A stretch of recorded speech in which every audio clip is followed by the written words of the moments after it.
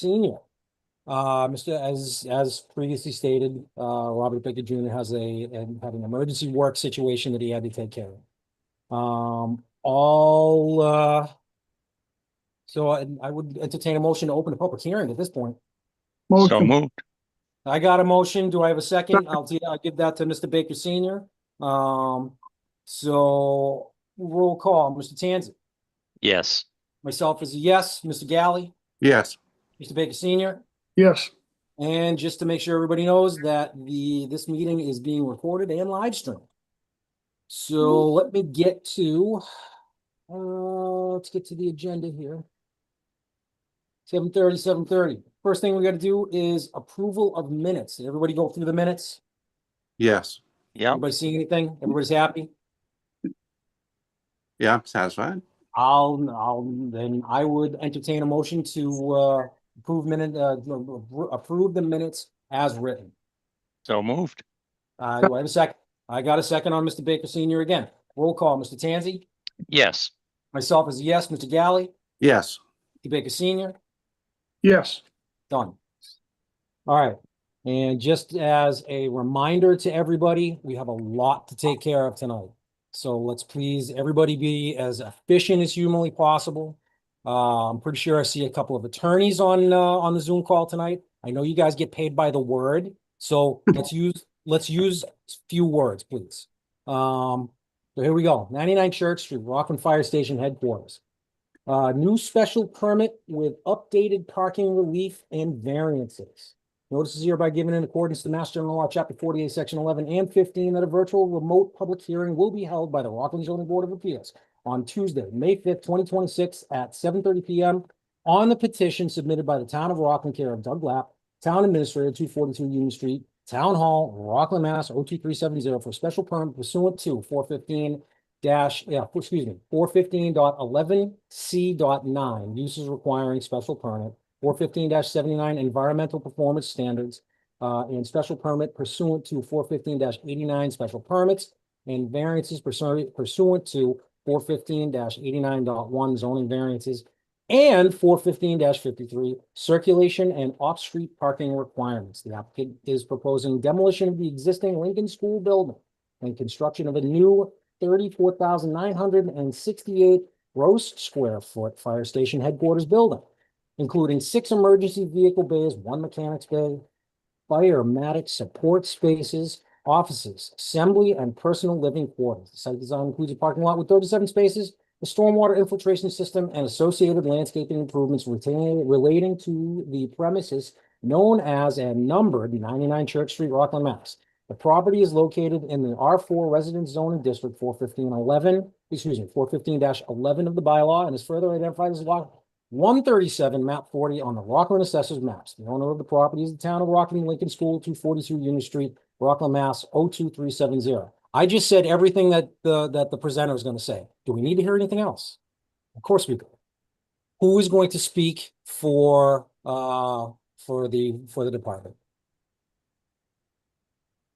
Hello there, my name is Kelsey Laser. I'm an architect with Schwartz Silver Architects. We are the lead on the design team.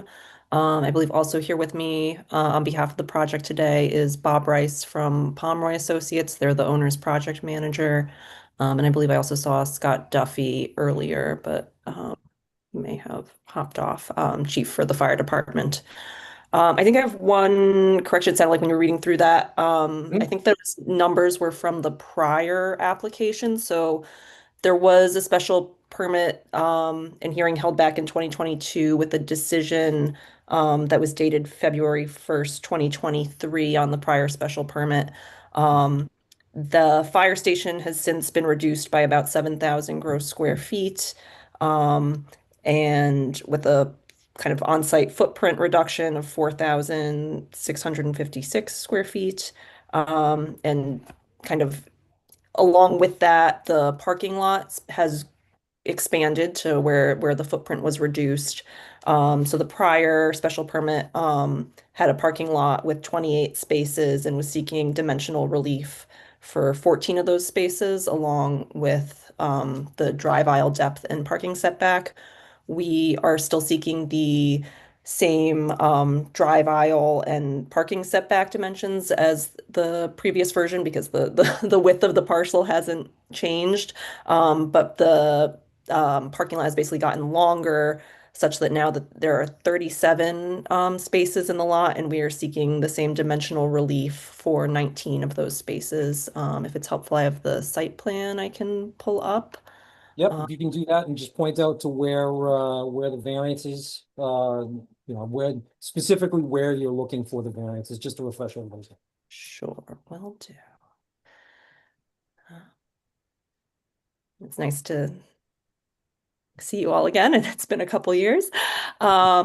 So this is the current parking lot site plan.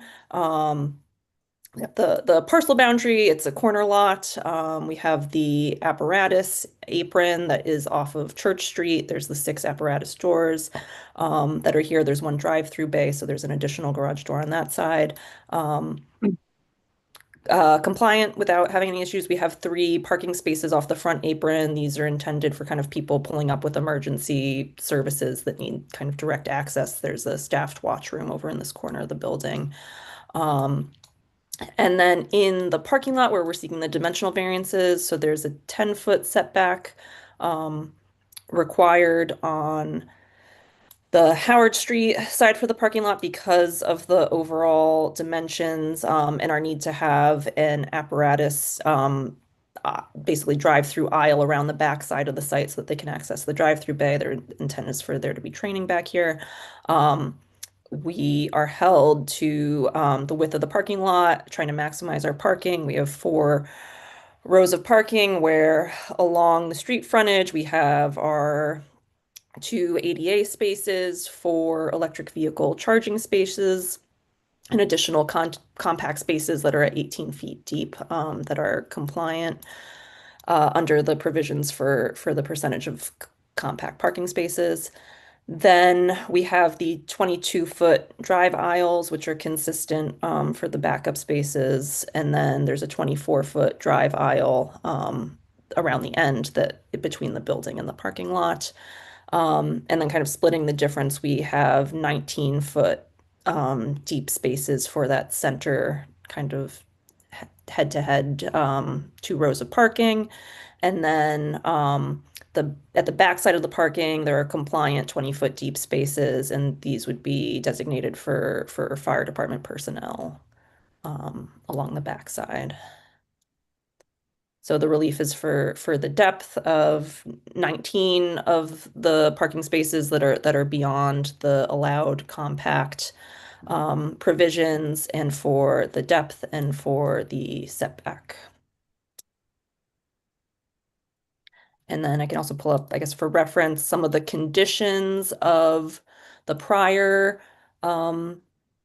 special permit determination, so that as a condition of the setback for the parking, we would have kind of low plantings in the about 4-foot strip that we have between the sidewalk and the parking lot as a visual buffer for neighbors. I guess, are there any questions on the plan? All right, so you're looking for a 6-foot variance along the road. Is that correct? You said there's a 4-foot, you have a 4-foot grass strip between the property line and the parking? Right. And then also, I think at the back side where we have the drive aisle for the apparatus proximity also requires a setback. And what's the variance request? What's the specific dimensional variance request? The specific dimensional variances, it was I guess it's the splitting the 6-foot variance on Howard Street. There is a request for a 1-foot or a 1.8-foot variance on the south elevation, and a 2-foot variance on the west side of the site. So I can go back and show you where those are. It is. So we tried to keep it as far from the setback line on that side as possible up until we get to the areas for the training. So that's a 2-foot setback from the property line there. And then the pinch point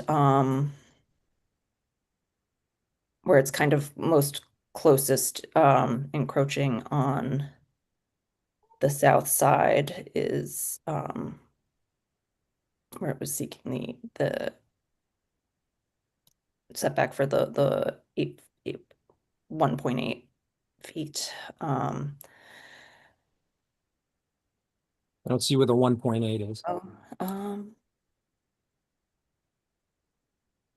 believe it was basically where we're kind of have our drive aisle into the parking lot to get the number of spaces along the street and the drive aisle that was maximizing the parking. We were seeking a variance for that dimension. Would they need that, Rob, because of the radius? I mean, they have to. I have honestly don't think so. I mean, because it's not a parking area. It is a drive. Right. It's a driveway, but not really. It's an entrance. I mean, Right. there's ways around that, and I don't technically think that they need that, but that's Tom would have said something about it. So if Tom didn't say anything about it, which I didn't, he hasn't said anything to me about it. So that's telling me that somebody thinks they need a variance. So it's just a matter of coming up with the right number. I'm not worried about that. I can come, we can, when it comes to decision making, we can come up with that number. It's just pointing out specifically where they are. So if that's one, we've got that along, it's Church Street down on the bottom. Is that what it is? Howard Street, rather. Howard Street is across the bottom. All right, so you're looking for a 6-foot variance, parking setback variance on Howard. And then up the top, it varies from 6 down to 2. Is that what I saw? Yeah. No. All right. Again, we can come up with it. We can come up with the specific numbers when it comes down to decision-making time and writing the decision, but just as long as, so those are the parking setback variances or the 10-foot buffer setback variances that you're looking for. Plus the dimension of the parking spaces, they're 19 and this says by 10. Is that what I see? Yeah, 19. Yeah, all spaces are the 10-foot compliant with right. and it's the depth of the 19 feet. All right, so it's a 1-foot variance for 2, 4, 6, 8, 10, 12, 14, 16, 18, 20 spaces. Yeah, but the calculations, we were saying that one of those would be a compliant compact space, but you can round up to 20. Yeah, it'll make it, yeah, and it is what it is. So that I can see. All right. So that's specific to variances when it comes to parking. Is there any other variances that you guys were looking for? No, under as mentioned in the cover letter on the application we submitted, our understanding is that there's a provision in the zoning code language about municipal towers on municipal buildings not requiring being permitted beyond kind of the limit of the 6-foot height, and I can pull up our building elevations just to point those out. Where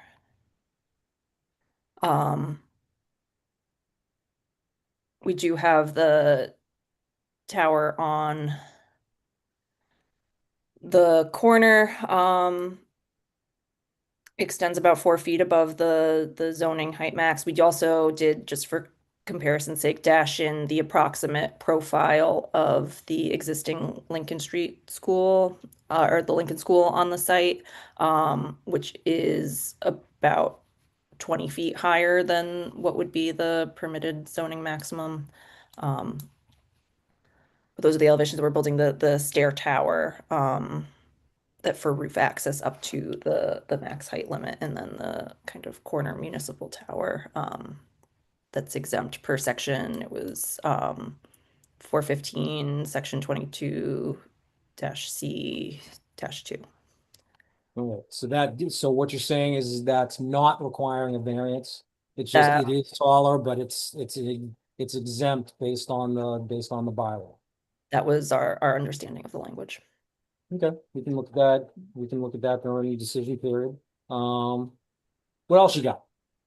I believe it was that and just the special permit for use request for the fire station within a residential R4. All right, so the overall square footage of the building decreased by how much?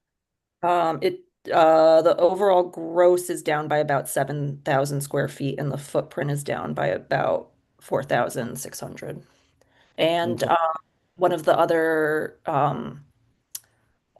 like kind of program areas of the building that I know was discussed at our last hearing about this was the mechanics bay. There was some provisional language within the special permit decision that mechanics bay is now not part of the project. So I can't get my oil change there done? Oh, come on. Um, All right, and that's. I thought we approved that. I thought that, I know it was a point of contention, but I thought we did approve that. It was approved. That was a value engineering exercise in our efforts to get the project cost low enough for approval at town meeting. Understood. Understood. Okay. And then remind me again, say it again. Your parking space count went from what to what? Parking spaces increased from 28 spaces in the lot last time to 37 this time. Okay. All right. Is there anything else you wanna talk about before I send it to the board for their questions? Nope, I believe that addressed all of the requests from the application. All right, here we go. Mr. Baker Senior, do you have any questions for the applicant?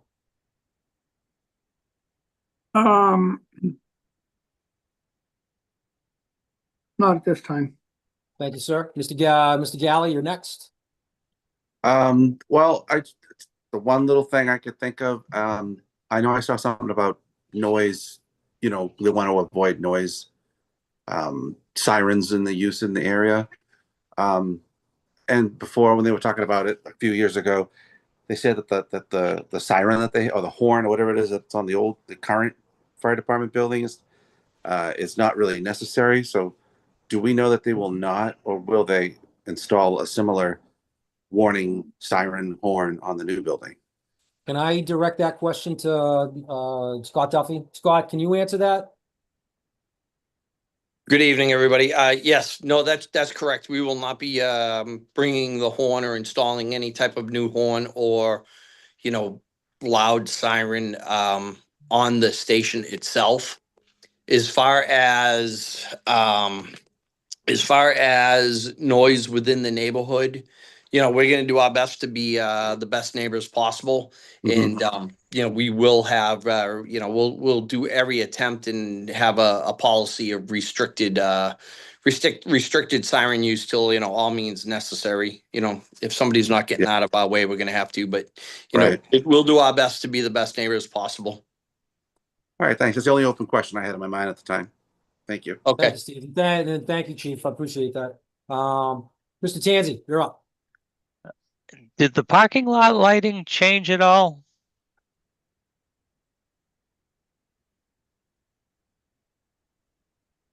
No, so the general parking strategy, and I can pull up the lighting plan,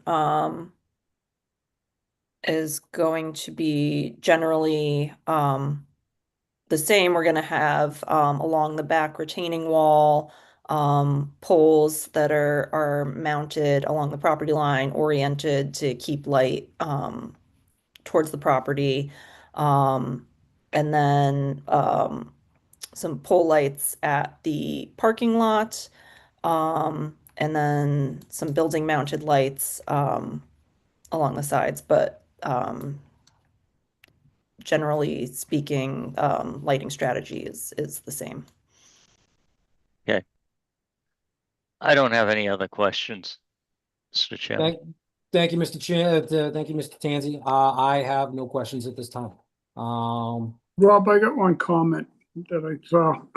Go for it. Could we possibly put signage at the entrance on Howard Street saying emergency vehicles entering and exiting.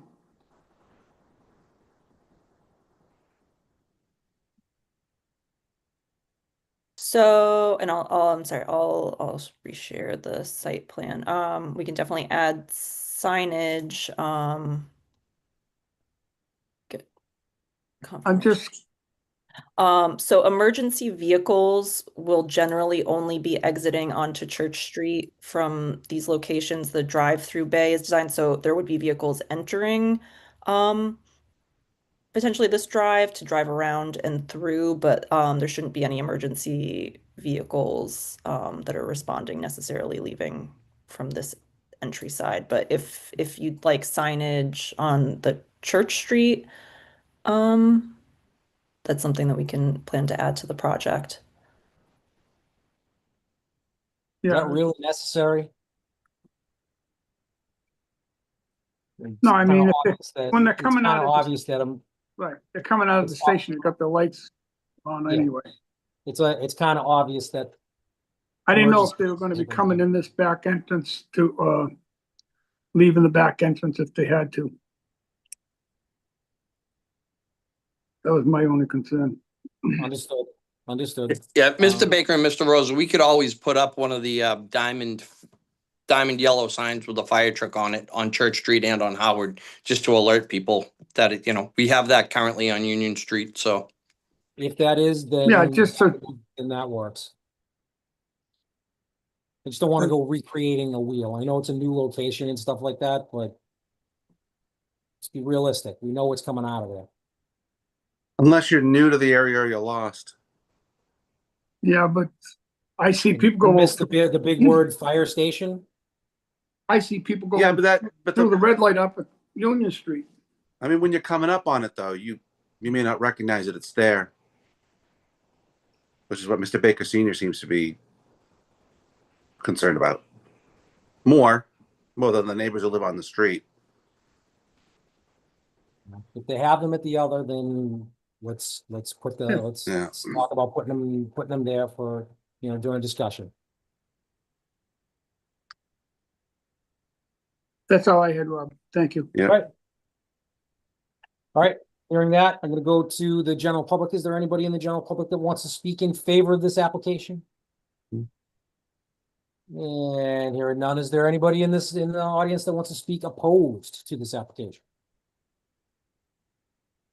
I'm seeing none. I'm going back to the board members. Anybody else? Anything quick? Anything come to your head while we were talking? Yes, no?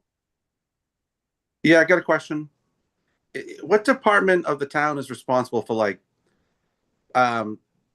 say painting traffic lines on the roads around it? Who's responsible to make that selection and then do that? Is that planning, highway? Highway. Okay. All right, so they'll have to decide that that's something that they want to do, and that would be them. That would nothing to do with the plan and nothing to do with us. Right? No. Okay. All right, thank you. I will offer that our team has been working closely with the highway department, and we also, as part of this project, have a traffic study and traffic engineers. Yeah. We'll have recommendations for the area. Oh, great. And this That- also has to go to site plan review, correct? Yes. Okay. So Motion to close the public hearing. I got a motion to close the public portion of the hearing. A second. I got a second, Mr. Galley. Roll call, Mr. Tanzi. You muted. Mr. Tanzi, you muted. Hit your mic. Gotta turn the mic on. Gotta hit the button. Sorry about that. There we go. Yes. Yes, Mr. Galley. Yes. Myself is a yes, Mr. Baker Senior. Yes. Okay, so I'm gonna get to my cheat sheet. Hold on 2 seconds here. Remaining, hearing none, close the open portion of the meeting. Okay. Miss Laser, since you're representing the applicant today, the board will deliberate tonight and you are welcome to stay. You will receive a decision in the mail with a date stamp, 21 days from the date stamp on the decision. You go to the town clerk's office, request a certificate of no appeal. If no one has appealed, The town clerk will give you a certification and a copy of the original decision. Take those to the registry of deeds and have them recorded. One of the conditions is always to show the building department proof of recording. All right, we're good there? All Yep. good. Okay, now we're going to 7:40. Yes, we got plenty of time. 7:40 p.m. 451 Hingham Street, Aris Vega, special permit for section 6 finding. Notice is hereby given in accordance with Mass General Law, chapter 48, section 11 and 15, that a virtual remote public hearing will be held by the Rockland Zoning Board of Appeals on Tuesday, May 5th, 2026 at 7:40 p.m. on the petition submitted by applicant Aris Vega, care of Sullivan and Comfort, PC, for 451 Hingham Street, Rockland, Mass, for a Mass General Law, chapter 48, section 6 finding in connection with a proposed land exchange between 451 Hingham Street, Rockland, Mass, and 467 Hingham Street, Rockland, Mass. The applicant is asserting that the proposed land exchange does not increase the non-conforming nature of 451 Hingham Street. The premises is known as 451 Hingham Street, Rockland, Mass, and is in the R1 and R2 residential zoning districts. Assessors reference map 20, lot 39 on the Rockland Assessors maps. The owners are Christine and Jeremy Forgeron of 451 Hingham Street, Rockland, Mass. Ms. Sepulveda, are you going to be, you're looking very nice tonight, ma'am. Are you going to be speaking for the applicant tonight? Thank you, Mr. Chairman. Yes. Kayla Sepulveda, Sullivan and Comerford. I'm here on behalf of the applicant, Aris Vega. And so I'm going to keep it short and sweet. I know we're a little bit behind our time, and I heard you, Mr. Chairman, as it relates to all of the items on your agenda this evening. As you stated, it says as it relates to 451 and 467 Hingham Street, desiring to do a land exchange. More of the nuances as it relates to the land exchange will be discussed in a different application that you'll hear this evening, but the procedural concept is that their 451 is pre-existing non-conforming as it relates to lot area. Through this land exchange, it'll actually be brought into compliance with lot area. And so we're just asking for a finding of this board to allow us to file the Form A application with the planning board for endorsement of that. I have on this Zoom this evening, not only the applicant Aris Vega, but also Al Loomis from McKenzie Engineering, who can share the plan and walk you guys through that very briefly. And then I'm happy to answer any questions that you may have, Mr. Chairman, or any of the board members for that matter. Sounds good. Board members, have you looked at the plan? Do you understand what's going on? Yes. Yes? Mr. Galley? I looked, but I mean, I don't know. I mean, So you- beyond the Have beyond- Al walk you through just beyond through the the verbiage, plan. I don't really This is know. where I was trying to get to. If we need Yeah. Al to walk it, Al, can you, do you have the capability of sharing a screen? Or would I you, will make- want Kayla to do that? I'll make the effort, Mr. Chairman. Kayla, do you have the plan? I have it here. Let me try. I can try as well sometimes. Here it I is. bet you'll beat me to the punch. Oh, Al got it. Thank you Right. all. My technical skills are improving.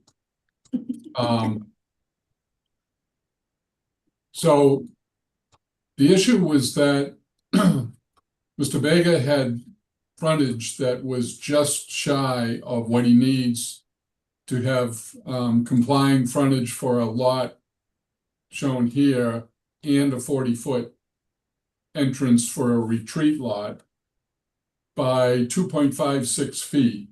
So the approach the Forgerons to see if they would be willing to do a land swap.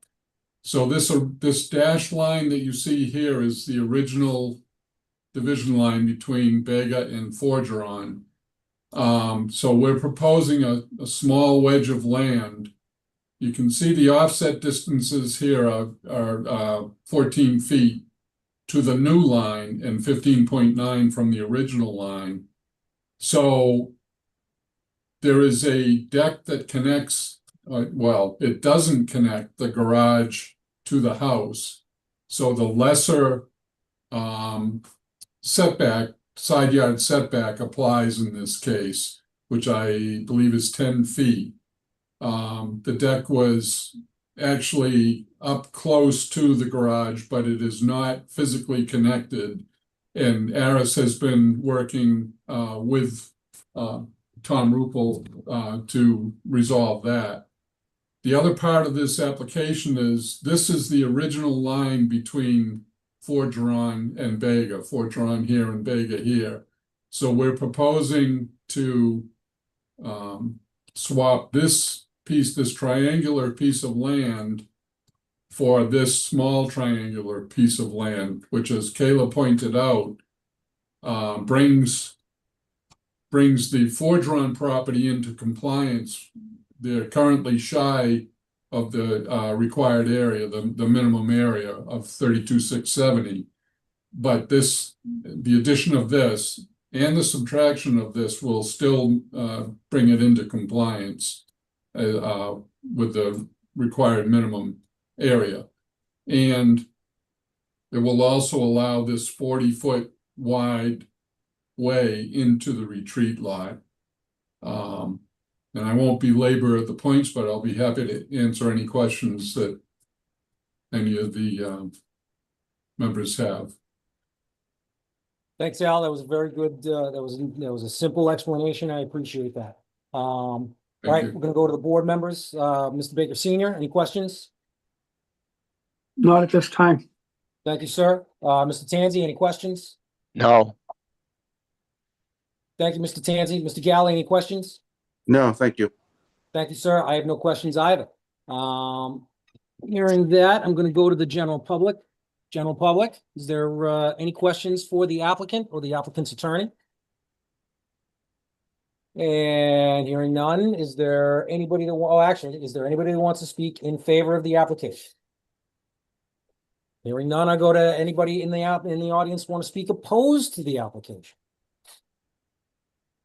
Again, hearing none. Al, can I get you to take that plan down, please?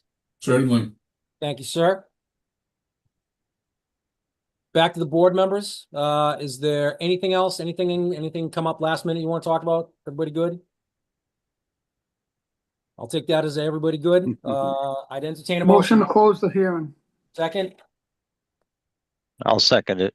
I got a second on Mr. Tanzi. Roll call. Mr. Tanzi, Yes. Mr. Galley, Yes.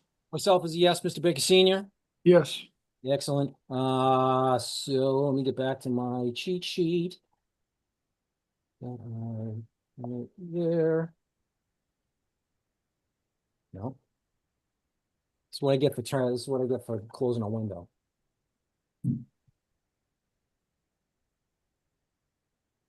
Mr. Chairman, as you're looking for that, would the board like me to submit a draft decision for this? Would that be useful, or would they just defer to town council? Honestly, don't even worry about it. Arlana and I we're gonna go back and forth on this. It's gonna take 2 seconds. Amazing. If you, Thank you. I'll tell you what though, you have her email address. If you would Yes. like to, we might be able to take a little bit from yours, add it in ours, make a nice little concoction and see what happens. Arlana, I Yeah. saw you here. Are you good with that? That sounds good. Okay. Yeah, I'm we'll make happy to that submit happen. some language that we've used in other decisions similar to this, so. that's No, fine. that works. And here we go. Hearing none, board will do, okay. Mr. Paul. The board will deliberate tonight and you're welcome to stay. You will receive a decision in the mail with a date stamp, 21 days from the date stamp on the decision. Go to the town clerk's office and request a certificate of no appeal. If no one has appealed, the town clerk will give you a certification and a copy of the original decision. Take those to the registry of deeds and have them recorded. One of the conditions is always to show the building department proof of recording. So there's that one. So Thank you. now, guess what? We have another one that I believe Kayla is also going to be taken care of. Let me just pull this up here. And here's the agenda. And let's see, that was 4:51. So now we've got at 7:50 PM, we got plenty of time. 467 Hingham Street, Arisbega, variance for a single family on a retreat lot. Notice is hereby given in accordance with Mass General Law 48, Section 11 and 15, that a virtual remote public hearing will be held by the Rockland Zoning Board of Appeals on Tuesday, May 5th, 2026 at 7:50 PM on the petition submitted by applicant Arisbega, care of Sullivan and Concord, PC, for 467 Hingham Street, Mass, Rockland, Mass, for a variance to allow construction of a single-family home on a retreat lot more than 350 feet from a fire hydrant pursuant to zoning bylaw sections 415-28B, frontage requirements, retreat lots, and 415-89.1 zoning variances with the intention of sprinkling this single-family home. The premises is known as 467 Hingham Street, Rockland, Mass, and is located in the R1 and R2 residential districts. Assessors reference map 21, lot 11 on the Rockland Assessors maps. The owner is Arisbega of 467 Hingham Street, Rockland, Mass. Kayla Sepulveda, are you here? I am. I Thank you, think you Mr. are here. Talk to the board. We got another variant. We got a variance on the neighboring property. So what do you got? Correct. I'll introduce myself again, Kayla Sepulveda Sullivan and Cumberford, here on behalf of the applicant, Arisbega. This is, again, I mentioned that as a result of this land exchange that we just heard, the intention of the applicant is to create a retreat lot. Under your zoning bylaw, there is a requirement that the home on the retreat lot be 350 feet or closer, well, less than 350 feet from a fire hydrant. In this instance, the home will be greater than 350 feet. By way of background, if some of you all don't know, there was in January of this year, there was a fire at 467 Hingham Street. So it's interesting that we're here today talking about fire suppression and things of that matter, because since that date, the applicant hasn't been able to be in his home, and what is to be done with that single family home that's sitting there today is still to be determined. So my client is, willingly and actually desirous of sprinklering the home, with the note that there would be a fire suppression plan submitted with any building permit, to the satisfaction of not just the fire department, but also of the planning board. The building department, my apologies. I submitted a plan that shows the distance, from the home to the nearest hydrant. Again, Al Loomis is here on the meeting, and he's happy to talk you through the plan. But that is the general plan as it relates to this property, is to utilize the retreat lot for a single family home. And the one nuance to that, 50 feet from a fire hydrant. Sounds good. Al, how Yes. far are they away? How far are they away from a fire hydrant? So on the plan, I don't know if you'd like me to share. I can if I you'd don't like. think you have to at this point. I Okay. don't think you have to. So, It's literally there's just a numerical distance. There's a hydrant that is just to the north of Mr. Vega's north property line on Hingham Street. So I prepared a plan that shows 350 feet and where it would land, and it's about halfway down the length of the narrow portion of the retreat lot. So that would put, if he installed a hydrant at that location, that would put it within 186 feet of the proposed house. So he's well outside the requirement for, he would definitely need a hydrant added to the site. But as Kayla pointed out, he's he's spoken with the fire department, and he's more than willing to install whatever size line it takes to provide fire protection to the home. Okay, and we had just to remind everybody that was in attendance to the meeting. There was an informal meeting about this. This was months ago. This was like 3 months ago, wasn't it? It was still Yeah, snowing. then, probably maybe wasn't it? Okay. January or Um, February. Well, it was after the fire, so probably likely February, Mr. Chairman. Okay. No, Mr. Baker Senior, you were at that meeting. Just want to refresh your memory. Yes. This suggestion was actually made by Tom Heaney, Deputy Fire Chief. So I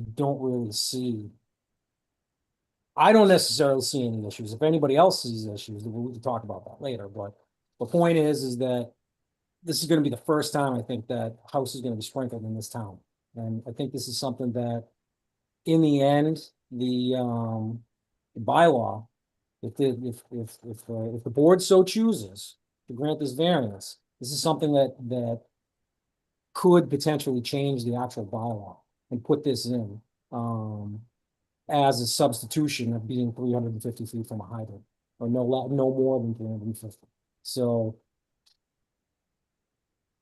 I will open this up to the board. Who's first in line? Mr. Tanzi, do you have any questions for the applicant?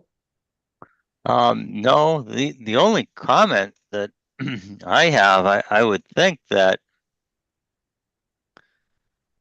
a fire suppression system in a home where the closest hydrant is 350 feet away, I think the suppression system would be more effective at fighting fires and saving lives than a conventional approach to fighting fires, hooking the hose up to the hydrant and sending it down to the retreat lot's driveway, and then you'd probably lose a lot of pressure in the hose 300 feet away, I would imagine. So, I mean, I'm not opposed to a variance that would save lives and be more effective at suppressing fires. To me. All set, Mr. Tanzi? I am, Mr. Thank you, sir. Chairman. Mr. Galley, what do you got? No, I don't have anything more than that. Because I had a less fruitful question in my head before Mr. Tanzi said anything. So I have nothing to add to that. Thank you. Thank you, Steve. Mr. Baker Senior. No, just that I agree with Greg. Fire suppression in a single family home could save lives. Because the response time, even though it's good, they still got to hook up the hose, run it down that, like you said, run it down there, then hook it up to another truck to pump water. By that time, the house could be gone. With fire suppression, a little fire could come on and put it down, and you get more water damage than you do fire damage, which is easy to clean up. So I'd agree with it. Thank you, Mr. Baker. I have none. I do see Scott Duffy still on the Zoom call. Hey, Scott, you kicking around? Yes, Mr. Chairman, I'm still here. How do you feel about this? Sprinkling a home? Yeah, I would love to sprinkle every home within town. I think your board has it absolutely correct, is that fire sprinklers in residential settings save lives. And so the fire department is greatly in favor of this proposal. And would you support a change to the zoning bylaw to incorporate this as opposed to as a second decision? You know, if the fire, if they don't have 350 feet, sprinkle the home. Yes. Absolutely. Again, residential sprinklers save lives. It's proven. So yes. Thank you, Chief Duffy. I appreciate that. Gonna go to the general public. Anybody in the public want to speak in favor of this application? Hearing none. Anybody in this out in the public, general public want to speak opposed to the application? Hearing none, going back to the board. Any last minute questions come up, guys? Motion to close the public hearing. I got a motion to close the public hearing, the open portion of the public hearing. Yes. Do I got a second? I'll second it. I got a second. Roll call, Mr. Tanzi, Yes. Mr. Galley, Yes. myself is a yes, Mr. Baker Senior. Yes. Attorney Sepulveda, here we go again. You find that cheat sheet. I know you already heard me say it once, so I'm gonna find it one more time. No Uh, problem. Thank you, Mr. Chairman. Thank you, Chief Duffy. Thank you, members of the zoning board of appeals. All right, Kayla, the board will deliberate tonight and you are welcome to stay. Eris, you are also welcome to stay. I know you were kicking around. You'll receive a decision in the mail with a date stamp, 21 days from the date stamp. On the decision, go to the town clerk's office, request a certificate of no appeal. If no one has appealed, the town clerk will give you a certification and a copy of the original decision. Take those to the registry of deeds and have them recorded. One of the conditions is always to show the building department proof of recording. All right, so there's that one. Thank you. We're doing very well, board members. Okay, the next one, here we go. 8 p.m. Look at this. 100 Weymouth Street, special permit, class 2 license. Notice is hereby given in accordance with Mass General Law, Chapter 48, Section 11 and 15, that a virtual remote public hearing will be held by the Rockland Zoning Board of Appeals on Tuesday, May 5th, 2026 at 8 p.m. on the petition submitted by Mirjan Joka AMG Power LLC for 100 Weymouth Street, Unit D, 02370 for a special permit for a Class 2 wholesale dealer's license pursuant to zoning bylaw section 415-16 C2 I2 Industrial Park Zoning District. Uses requiring special permit, automobile, truck repair shops, and agencies to allow a wholesale dealer to operate a business to purchase and sell vehicles only from and to auctions and dealers. The location is known as 100 Weymouth Street, Unit D, Rockland, Mass, and is in the I2 Industrial Park District, sections 415-16 of the zoning bylaw. Assessors reference map 8, lot 54D on the Rockland Assessors maps. The owner is Union Development LLC, David Lindahl of 75 Old High Street, Whitman, Mass, 02382. Who here is with the applicant? Good evening. This is Mirgan, the owner of AMG LLC. How you doing, sir? Good. How are you?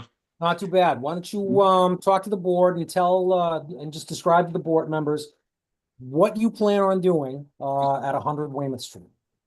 Yes, at 100 Weymouth Street, I am planning to have my own business, which is going to be wholesale dealer's license, and will operate buying from auctions and licensed dealers and sell only to auctions and dealers. So by requirement, I need an office. I cannot do that from home. I used to read a lot. It's been maybe a year that I'm preparing for this. I heard a lot of stories, but when you put your hands on, you understand what you really need. And required, I need a business office to operate. I'm not gonna do anything on the site like parking, whatever I'm buying from auctions on that site. I need to keep records and to be compliant on that office only. For now, I have Quincy Auction, which is closed. I live in Abington, actually. And Quincy Auction is something that is going to work in the future for me. On Saturdays, you can go check cars, and then you can buy online on Monday. So that is pretty much, explain in few words. Okay, sounds good. Just a quick question. Sure. You're gonna buy cars from let's say the Quincy auction. Yes. Where are you gonna put it? So I called them, I did my researches. So they're not gonna, I'm gonna leave the car there if I didn't sell, and if I didn't have, if I don't have connections saying, hey, I bought this car, pictures, you wanna have it? So I'm gonna get connected with retail dealers mostly. So I'm gonna send the car to them. The only thing I'm looking to do is just clean at, wash and clean, and then just send to them. Drive. I'm gonna get the dealer's license plate, and then drive to them, and then have it ready instead of waiting, paying for the transportation, or usually they buy in another state or something like that. I'm gonna use that as a benefit of them, and then they can see the car themselves. Even though this is gonna be sold as is, wholesale. That's how it works. But they have a chance to check the car physically and then buy it. So I'm gonna have my profit. Of course, I'm gonna start with one car a week. That's my intention. But by the time more experience, then I'm gonna go maybe more. And if I go full time with that business, probably I'm gonna have a bigger location where I can use to park my cars in case. But for now, my goal is one car per week. And not bringing that car home. Nope, nope, it's not allowed. I cannot. Okay. Yep. All right. Well, that kind of answers my questions. Board members, do you have any questions for the applicant? Can start with you, Mr. Tanzi. So no cars are gonna be parked at your office. You're not gonna clean them there, you're not gonna store them there, or, Nope, I'm not gonna park them at the office. okay. All right. So those are gonna. So I'm trying to have connections and get a good price on auction.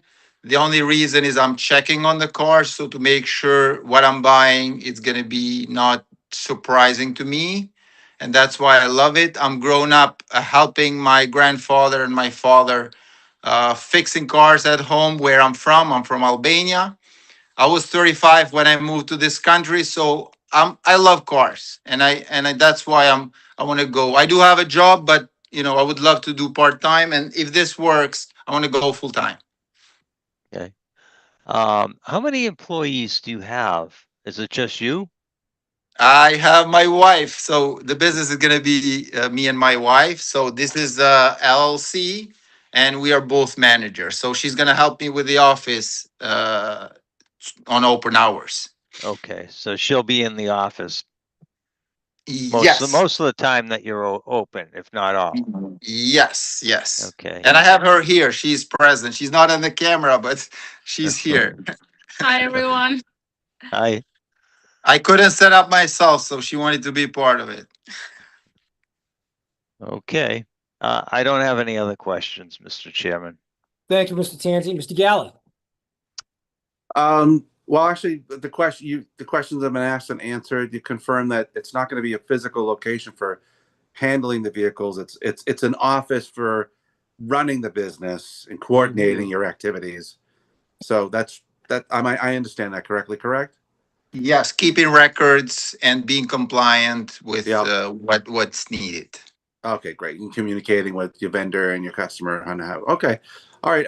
No, thank you. That was my open question, and you did answer it already. But thank you for confirming my understanding. Thank you. Thank you. That's all I have for now. Thank you. Thank you, Mr. Galley. Mr. Baker Senior. You had mentioned you may bring the car there on the auction and wash it and vac it.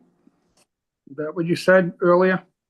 So when I buy the car from auction, there are two options, but I'm mentioning auction. So I get the Right. car, I send the pictures, model, make, and everything with the business, retail business that I'm connecting. And then if they agree to have the car on their site, I'm gonna get a dealer's license, drive, and they can see the cars. Around my house, I have, I would say, like at least 5 dealers right here, which I picked. and I'm gonna wash the car, look nice at car wash, and drive to the dealer. Second option, it is you know how franchise dealers like Mercedes, all that cars that they get from customers, which is gonna be trade in. You know, they're not gonna sell a 5,000 car. They're not gonna sell a 2,000 car. So what they do if they have two or three, they would love to let me go and pick them up, and then so I can get cheaper because they don't want to pay auction fee or spend time sending those cars. So this is another option. So there'll be no physical work done at this site Nope, on the vehicles. Okay, that's all nope, I, nope. Thank you, That's Mr. all. Baker. Appreciate that. Thank you. I've got no questions. They've all been answered at this point. So knowing that, we'll go to the general public. Is there anybody in the general public that wants to speak in favor of this application? Is there anybody that wants to speak opposed to this application? Hi, my name's Catherine Salachi. I'm the attorney for the board of directors of the 100 Weymouth Street Office Warehouse condominium. It's the Okay. condominium where Unit D is located. So we're here today because, I mean, we understand that, you know, the applicant is only looking to use the space for office, record keeping, etc. But my understanding of, you know, the zoning code 416 dash, or excuse me, 41516 is office space is already a permitted use. Where the board is kind of concerned is in the application that was posted in the newspaper 41516C2, it allows for more broad scope as an auto or a car repair and truck repair shop. And, you know, the condominium board is kind of wary of that. And while the intent right now is only to use it as an office space, you know, we want to prevent, you know, the use of using it as a truck repair shop, keeping cars on the premises, washing cars on the premises, because those, you know, are at issue with the condominium's governing documents. So if this permit is granted for office space, we ask that there be conditions that, you know, the board would approve that would prevent any cars, you know, being in the space, any washing of cars, any transport of cars at the condominium property.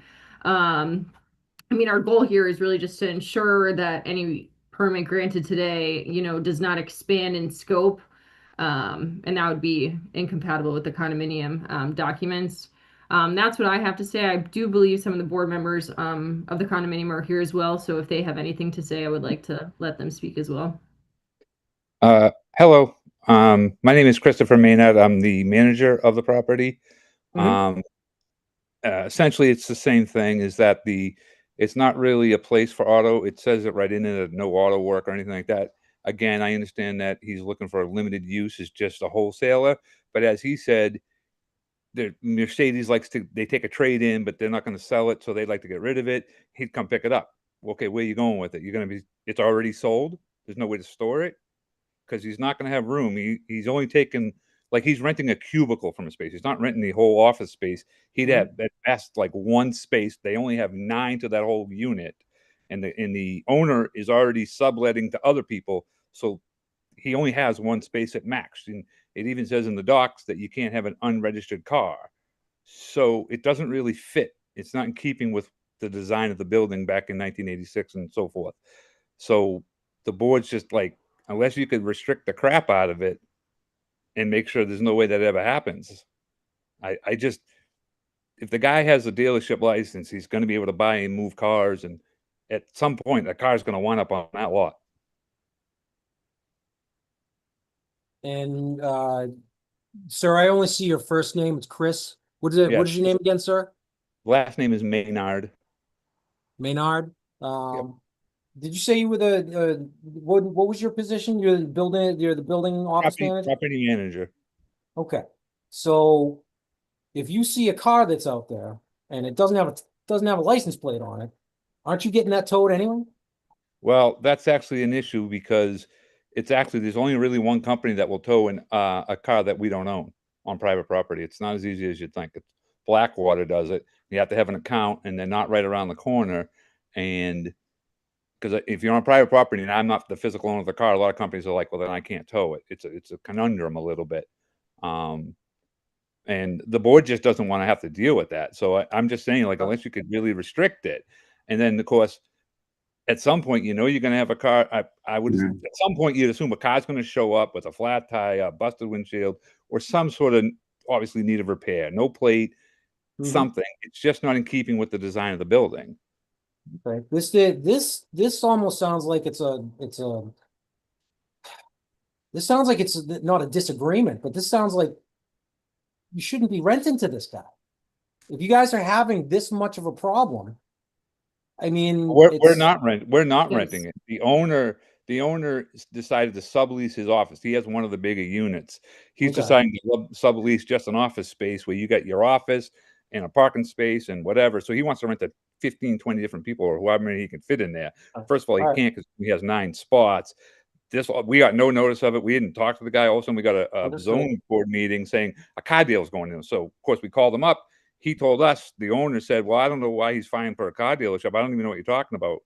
I'm like, you don't know who you're renting to? So I'm like, all right. So we attended the board meeting, and the concerns of the board is it's not in fitting with the property. Okay. This is a nice, I'm not saying it's not nice, but it's not somewhere that they had auto dealerships or car dealerships. It's not coming and going. The parking lot was just done 4 years ago. It's all seal coated this last September. People don't work on cars. It says right in the condo docs, no auto work, no nothing. And it's generally office space only within this entire complex within the It's state? office space, and the cars that are there, it's in the condo docs, they have to be registered, and they have Yep. to be for the day-to-day operations of the building. Okay. Another point I would just like to bring up is it's office and warehouse space.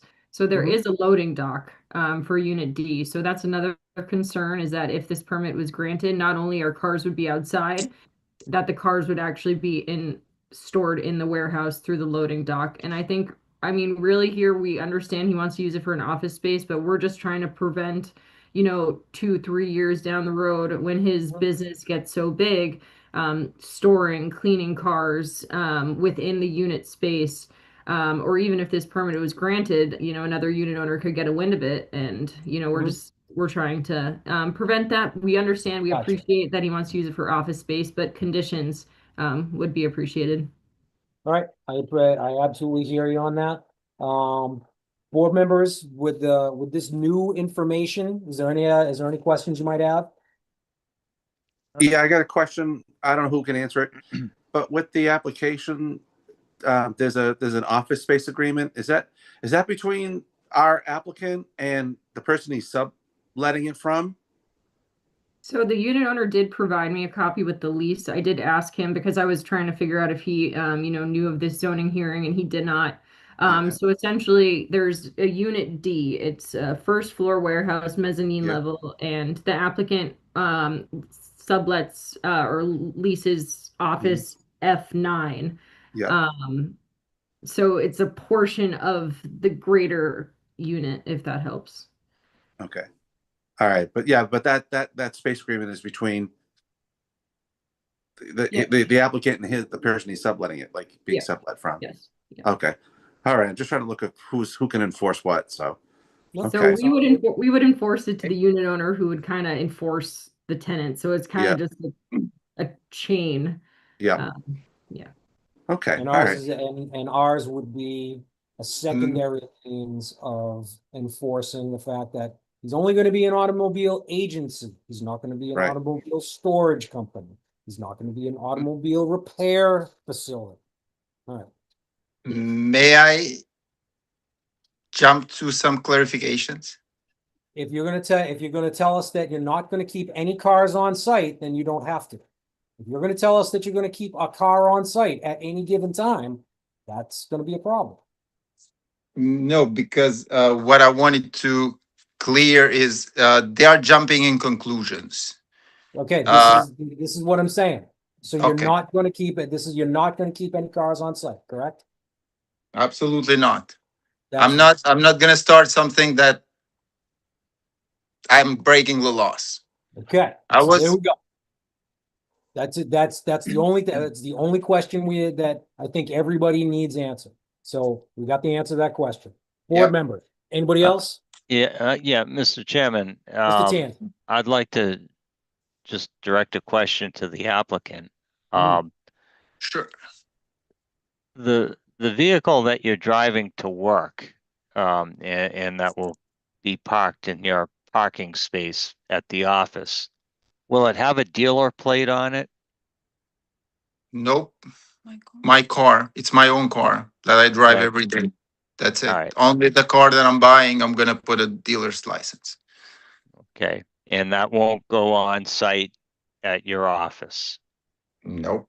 It I don't goes, have to. I don't have to though. That's, I did a plan.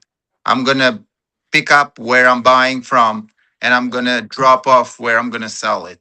That's it. yeah. So basically, you're gonna, a dealership is gonna call you, take these cars, you're gonna take them to the auction location, and then they get sold off, basically. And in between Yes, that, but you wash them or something at it's a gonna car allow wash. me, yes, and it's gonna allow me only low inventory. When I see that this is gonna work, I'm gonna do my retail, I'm gonna find a spot according to retail and all that. But for now, this is gonna be fine. One car per week, that's my goal, simple, and this is how it's gonna work. So do you purchase the vehicle from the dealer and then auction it off at a profit? Is that basically your business plan? The plan is from auction to the retail dealer. From auction to the retail.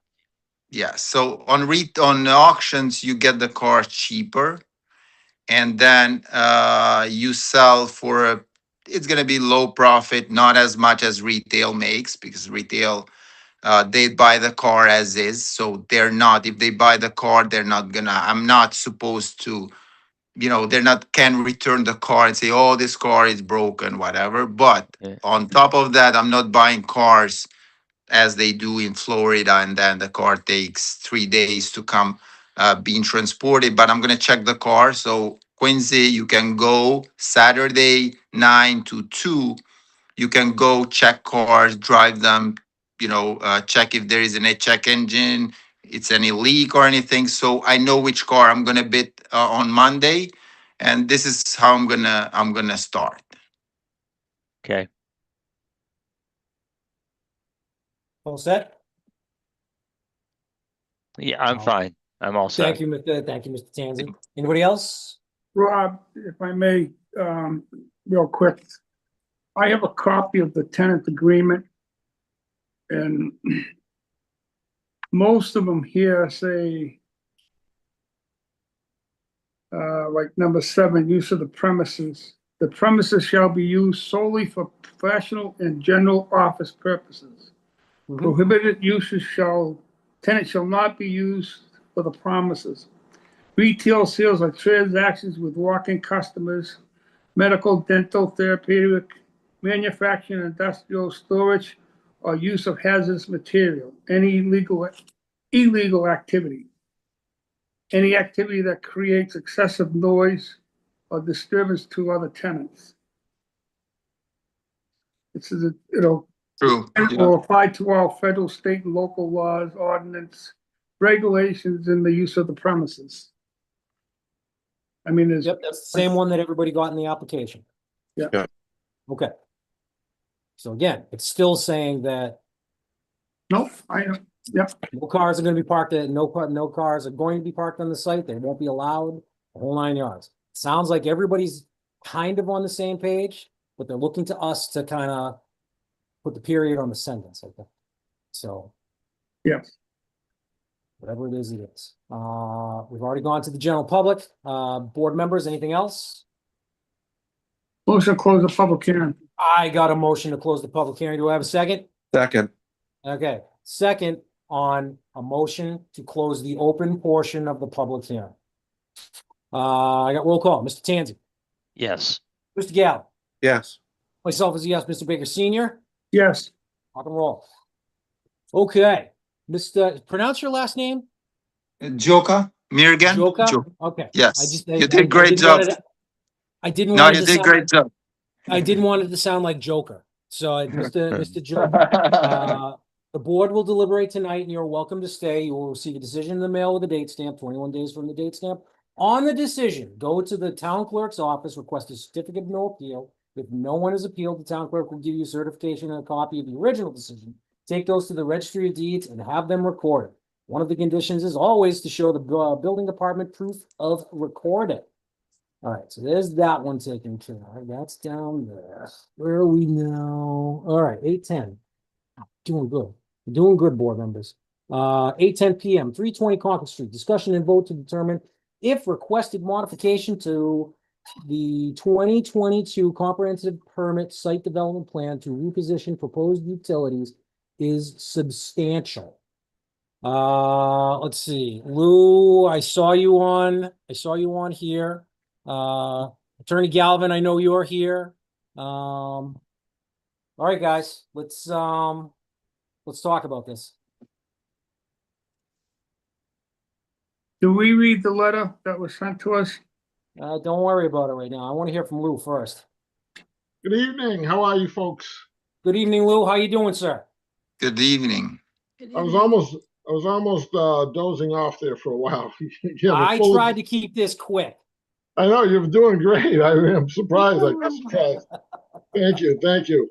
So, anyways, since we were granted the permit, several years have gone by, obviously, but we started to reevaluate the design and the utilities and so on and so forth. So we come up with some options about shifting some of the utilities so that we don't have to be in Concord Street connecting to water mains and other things like that. But essentially the plan is the same, other than some shifting of the location of the stormwater galleys and the location of the water and the sewer lines. But it's essentially the same plan. No shifting of the buildings, no shifting of the access way or anything like that. Just utilizing the infrastructure that's there in a better way. For example, we don't need an 8-inch water main. We already have a 6-inch water main off of the street with a hydrant that we can easily tie into. That saves a lot of trouble going out onto Concord Street. And then shift that in and of itself allows us to shift the sewer to a straight in shot. And we had a brief conversation with the sewer department several weeks ago, and we fully anticipate that it requires some peer review relative to stormwater, and I think that would be proper to have peer review. But other than that, I think it's pretty much the same project. Okay. I hope that we were going to get some sort of correspondence from Pat Brennan. Apparently we did not. Apparently we did not. I'm looking through the record at this point. It doesn't look like we got any. Pat Brennan being the peer reviewer, correct? Yeah, Pat. Yeah, Pat's the peer. Pat does peer review. Quite frankly, I'm not in a. I have no objections to the board seeking peer review, and I'm happy to pay for it to be reviewed. I just don't think it needs a public hearing. That's all.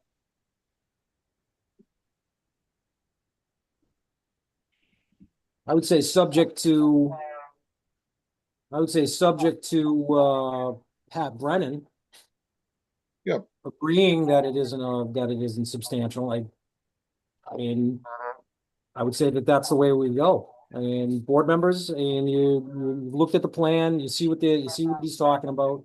Grega, you looked at the plan. You're looking at the plan. Do you see anything substantial about the modifications he's looking for? I don't recall what exactly the old utilities are, but the water main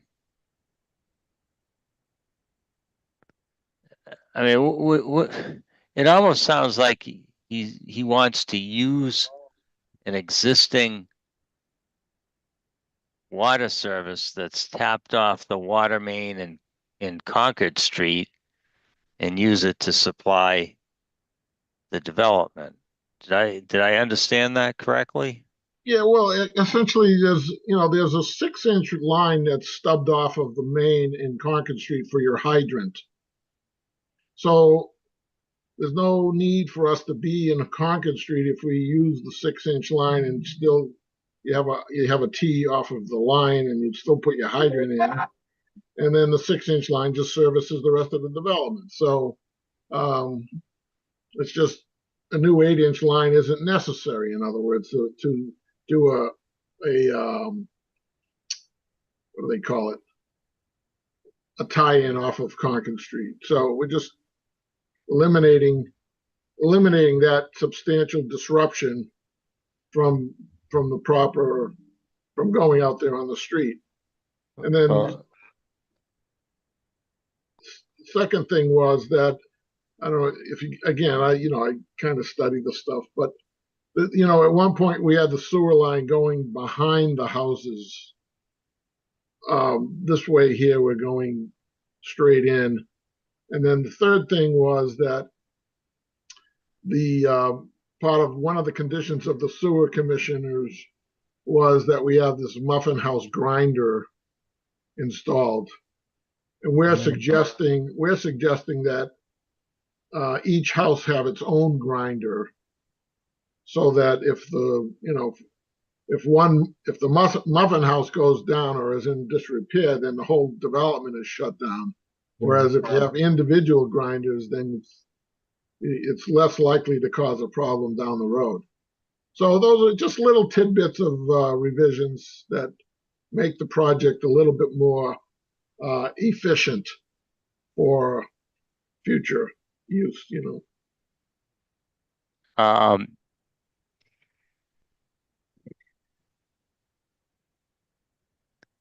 Yeah,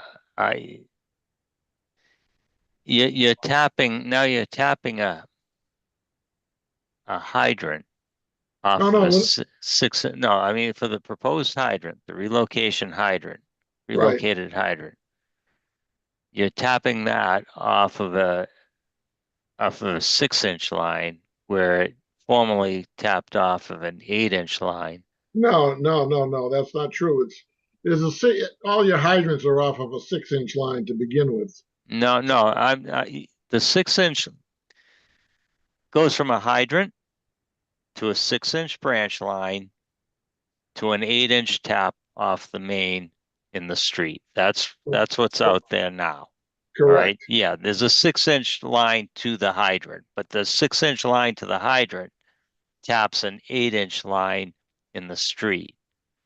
Right now, what you propose is to tap a 6-inch line off the 8-inch line in the street, and then tap another 6-inch line from that 6-inch line to the hydrant.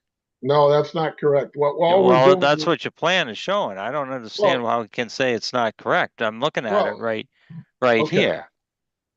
That's why we're suggesting that we have it peer reviewed. But essentially, well, I do that for a living. I do peer review consulting for a living. Okay, and I see you tapping a hydrant off of a proposed 6-inch line, and that doesn't work. All right, and plus, this is a 4-lot. This is the same thing as a 4-lot subdivision. You have 4 dwellings on that. If you had a 4-lot subdivision, you'd have to have an 8-inch line. No, that's not true. I could do 4 individual 1-inch water services to each of them. So I don't really want to get into the technical aspects of what we're doing, but like I said, if you have a peer reviewer and if you do peer review, then you know that when you do peer review, you review a set of plans, you make comments, the plans get changed or revised based on the comments, and that's what we're suggesting we do here. But essentially, there's a 6-inch line that comes off of the 8-inch line in Concord Street for a hydrant. You agree with that? I do. Okay, so all we're doing is extending that 6-inch line down the access road. The hydrant's still gonna be fed off of the 6-inch line. We don't need an 8-inch line in a subdivision for 4 houses. We don't. It just doesn't make any sense. Well, So again, we're open to having it peer reviewed. I understand some of the comments that you're making. I'm not an engineer. I hire people to do what the design is. If there are comments that need to be made or revisions to the plan, we treat it just like that, like we've done every other when we did the peer review at the beginning. We just have comments, suggestions, revisions, final, and come up with a set of final plans. But the project hasn't changed. You know, the project is not changing because we're going with a 8-inch to a 6-inch line. That's not going to happen. Greg, can I make a suggestion? sure. If, again, Lou seems to be pretty amenable to this. It sounds like, and again, I've looked back into my docs. I have nothing from Pat Brennan to really look at this. He's our peer review. He's the one who's putting his license on the line, not any of us. So I'm thinking that subject to some peer review from Pat and maybe some, I don't know, some discussion with the water department. Or even the fire department, Yeah, fire department too. I mean, because that hydrant, you know, it was tapped off of an 8-inch line right Mhm. now. Mhm. Now it's Yeah. going from a 6-inch, and it's tapping off of a 6-inch. We're I not hear changing you. the height configuration at all. And Grega, I hear you. I think Lou hears you too. It's just a matter of we have peer review that we rely on that he was not able to get his eyes on this. I'd like to hear from him. I'd like to hear from the water department. I wouldn't mind hearing from fire at this point. You suggested that, it makes sense.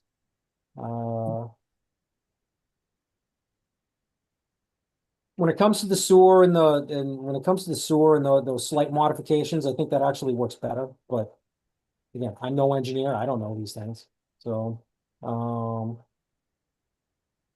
board members, I have a question on that. yes, please. In our original approval, he had the muffin grinder and he had a backup generator to run that. Are you gonna have I don't think. each individual unit gonna have its own generator to run that grinder? No, what you have is you have backup, emergency backup, and you have storage for in the event that there is let's say we have a power outage. Usually we have a storage tank similar to a septic tank that acts as a backup that can hold for enough septic for about a couple of days. You know, so Okay, you have What so, happens, so what happens if the power's out for 4 or 5 days, a week? then you pump it. You get a pump truck. Just like you have if you have a septic at home that isn't if you're not on town sewer and you have a septic system and your tank gets filled up for some reason and you call somebody to pump the septic out. That would be emergency, service that highly unlikely that it will ever be needed. But that's really the backup for it. So you're not gonna put the generator in? I haven't gotten to that. We've designed again, we put this design on the table for the board because it changes the site plan, which is referred to in the comprehensive permit. We fully expect that, as I mentioned, we met with the sewer department. They're reviewing the concept or the revisions. Unfortunately, we haven't, as Chairman said, we haven't heard anything from Pat Brennan in terms of the other engineering aspects of the plan, but we're certainly happy to participate and engage Pat Brennan to satisfy any of the concerns of the board. Mr. Baker, I also want to point something out too.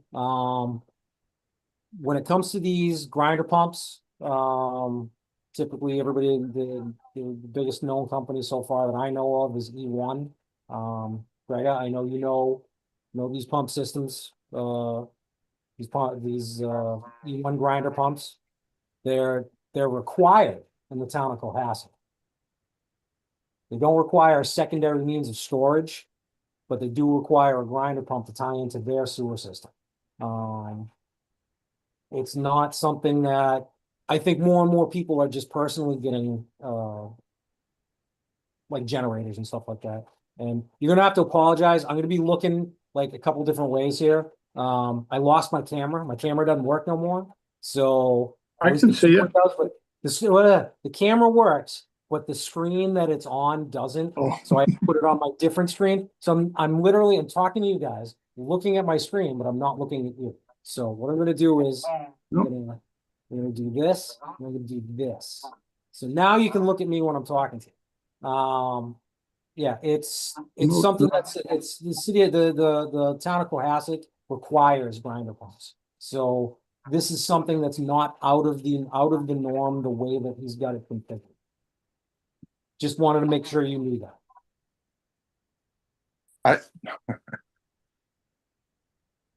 Without seeing you in motion, it throws me off to pay attention. I apologize. I just, for some reason, my main computer screen, Yep. the computer's working, but the screen itself is blank and I can't get it and I can't do anything about it. So yeah, we're gonna do it. We're gonna do it this way. So I apologize for that. I apologize if it's confusing for everybody. Steve, what do you got? I wanted to throw these questions out or thoughts out before I forget. The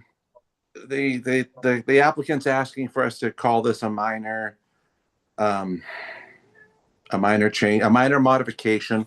I don't know if that's supposed to be the same as a de minimis change or not. It sounds like it's more the de minimis. So as opposed to just saying, "Oh yeah, it's all cool, go for it. It's de minimis. It's inconsequential." But it sounds like it's at least minimally consequential. But it sounds like it's more than minimally consequential. So I don't know what the impact of that calling it a minor modification is, but that's the opening of it because I don't know, and this is an open question whether this is for the applicant or Pat Brennan or for us to look at the the decision. But originally it was supposed to be an 8-inch pipe, and now the applicant wants to go to a 6-inch pipe. Was there a criteria that an 8-inch pipe was selected for at the beginning that we're going to have a 25% reduction in capacity? Because that doesn't sound minor to me. 25%. I mean, I don't know if that is. I mean, maybe it's minor if you're thinking about a vote. It's the minority of a vote, but 25% doesn't feel minor to me. It feels like a big chunk. So I don't know if that qualifies as a minor modification. And where, like I said, again, what is the criteria that they must meet? What capacity or what defines the capacity they must meet that would authorize a 6-inch pipe versus an 8-inch pipe? So that's the open question in my mind. And the other open question in my mind, really quick, was on the applicant's letter. Thank you, Sally. Is that they want us to waive the I&I removal requirements. I imagine we would probably want a comment from the sewer department on that because it's a sewer use ordinance. So I just want to throw that out there as an open question, maybe to the chairman, to help guide us on what we need on those questions. That's all I have at the moment. Thank you. First and foremost, when it comes to the utility modifications, the only in my mind, the only thing that has the potential of not being just a minor change is the water. I'm no plumber, I'm no civil engineer. I'm certainly not, and I'm certainly not peer review for us. So that's the only, when it comes to the sewer, that's not a big change. I see that all the time. That's something that's required by so many communities that I've worked in. When it comes to sewer, I don't see that being a problem. The water, that's not in my wheelhouse. That I don't know. If Brennan's okay with it, if the sewer, if Brennan's okay with it, if the water department's okay with it, and the fire department's okay. Who's any of us to say that it's not? That's the way I'm looking at it. If peer review says that it's minor, then we leave it as minor. If peer review has a question about it, or if the water department isn't thrilled with it, more so Pat Brennan. Pat Brennan says that it's not, that it's a minor change. I don't see that being a minor change. Or I see it being a minor change. I would agree with that. So that's the way that I would prefer to go. Lou, I know you were trying to speak up here, and I want to give you that opportunity. So, you know, I know the wording is minor, major. The regulations qualify these as either an insubstantial change or a substantial change under the regulations. So I use the word minor because I think minor is what they are. They're minor. They're just changing specifications of certain utilities. And quite frankly, you know, a 6-inch water main is versus an 8-inch water main when you're talking about 4 homes is an insubstantial change. And as I mentioned earlier, we could probably get away with 1-inch water services for each of these houses. So the only reason we're doing a 6-inch main is because we're putting a hydrant at the end of the driveway, and you need to have a 6-inch water main, a main to service a hydrant. So quite frankly, I think it's, I'm perfectly happy with the decision to have it peer reviewed and make recommendations off of the peer review when it's completed. Perfectly happy to pay for it and get the right revisions done so that the project moves forward. Okay. Would you be willing to submit a letter that gives us that opportunity, that gives us that time to be able to do this? Yeah. What I would do, if you folks wanted to vote a conditional type of thing subject to peer review and receipt of funds from Wall Street to fund the peer review. I think, you know, sometimes you want to get a proposal from Pat to see what he's going to charge, and then we write a check like we did before. And he gets paid by the town to review the plans. And, you know, we ask him to review it and come back with his comments, or maybe we end up meeting with him, or our engineers meet with him and go over the changes. And these are not difficult revisions, not really difficult at all. It's just making the project more efficient. I'll give you another change that we made. We went from those Cultec chambers to concrete galleys for the drainage, because the galleys are more, they're more durable and more less susceptible to you know, collapsing in the driveway. You know, I made that change because I was on a job site and I saw one collapse, and I said, I'm not putting those on my job. So those are things that we've done, and I think Pat Brennan would be the guy to look at it and say, yeah, this is good, this is not good. We'll live by that. Bob, if I may have one more question. Sure. If you're going to put sort of each one of these in the front of the house now? Yes. Okay, is that going to interfere with the stormwater? No, we spread the galleys out a little.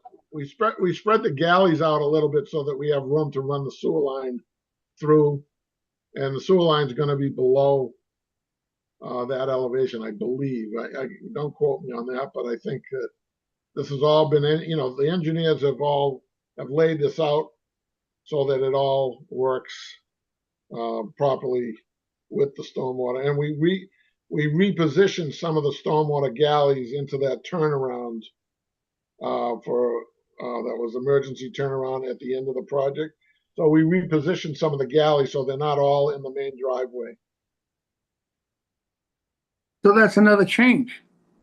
Well, no, it's same number of galleys, just a different location. It's not doesn't change the amount of water. It's just they were just in a different place. But the plans that we approved show it in one position and you're putting it in another position. Exactly. That's a telling revision. Yeah, that's a revision. That's what I'm saying. It's moving. I don't know how many galleys. It's moving 20 galleys from the main driveway into the turnaround. It's a simple. That nothing has diminished. The capacity of the stormwater system hasn't diminished. It's just that where it goes and how it gets there is just a little is different than what was originally put on the plan. It's more to believe me when I tell you it's a much more efficient way of doing it. I understand. Bob, hold on. Can I ask you a question? Did they would your who did you have? McKenzie Engineer, right? Yeah. Would they be able to provide revised drainage calculations? I'm assuming they already reran them. They would have had to. Yeah, absolutely. Like I said, whatever the board wants as far as the peer review, I'm happy to provide it. Okay. It's not a big project here. This is relatively simple. No, I hear where you're going. I do hear where you're going. It's just that at this point, it's a matter of providing the when you have to show your work on a math problem. That's basically what I think that's basically what they're looking for. It makes sense. I agree with them. I do agree with them. So again, subject to a review by Pat Brennan. Board members, if Pat thinks that all of this is an insubstantial change, I think that's the way to go. But again, Lou, if you're amenable to having Pat review this, we'll deal with it. We'll have him figure out what it's going to cost. We'll put it all together. Is 30 days too much to ask? Nope. I'm happy to whatever the board. We've got the site cleaned up now. We're just waiting on these changes, and we can. Do we have something in 30 days that we can make happen? Preferably quicker, but I mean, it's all also going to be on Pat Brennan's schedule. Yeah. So you have a meeting on May 19th, and then another on June 2nd, but that would be, I think that still is under, 30 days. Why don't we do the middle of June? I mean, like I said, I don't want to rush the thing. I just want it reviewed properly so that it gives us time. As long as the board doesn't have any objections to the two engineers talking to each other in the interim period. I would encourage that. I would absolutely encourage that. Yeah. So we have a meeting on June 16th. Would that work for everyone? That's good with me. Okay, so we'll do it sounds like we can do date and time specific. 7:30? 7:30, yep, put it on 7:30, that's fine. Again, this is subject to getting some sort of release from you that we have an extended amount of time to address everything that you were requesting modification on. So yes, absolutely. And do you think that I mean I don't know, we can get a proposal from Pat Brennan in the short order so that we can fund it? I will call him first thing in the morning, and I will get that as soon as humanly possible. If I have to drive to his office. Okay, thank you. Well, we can get him the information. I mean, other than the stormwater calculations, everything else is on the plan. So it's just writing a check to the town for the peer review and having Pat Brennan review the stuff. Yep, that's it. And again, just as long as we can get some sort of something to cover, to cover our butts when it comes to extending, allowing us to have extended period of time Yep. to make these decisions.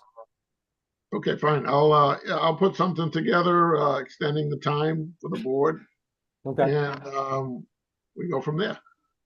well, that works. Rob, Rob, will that include the fire and sewer and water? Yeah. Something from I them? think- I'll think it get, should. I'll get on them too. I will absolutely get on them too. I'll have Pat reach out to everybody else. And then again, if I get involved, I will go to everybody's office personally myself if I have to. Okay. Yeah, we'll make that happen. Alana, you got all that information? I do. All right, and you've got email address for Lou. Lou, you can forward the extension letter to Alana. You can make all that happen, and then there you go. Rob, do we need a motion to continue to the June meeting? Absolutely. Well, it's not a hearing, so is it? It's not a public hearing. No, it's not. It's not it's a meeting only. It's a meeting only, so there's no advertisement or anything like that. So it's a motion to continue the discussion. Okay, That's really all of it. So I would entertain a motion to continue the discussion to whatever that June 16th at 7:30. Second, I can actually make motions. So yes, you got a motion. I got a second from Mr. Baker, from Mr. Baker Senior, my vice chair. Roll call, Mr. Tanzi, Yes. Mr. Galley, Yes. myself is a yes, Mr. Baker Senior. yes. Excellent. All right. great. Pick this up on the 16th. Yeah, thank you. And I'll look for the proposal for, peer review, and I'll submit the check as soon as I get that. You got it, sir. I'll take care of that personally. Thank you, Ariana. Bye-bye. Thanks, Luke. Bye. All right, Thank guys, you. do we need, I'm thinking a facilities break might be in order for everybody. Sounds good. All right, facilities break. 5 minutes.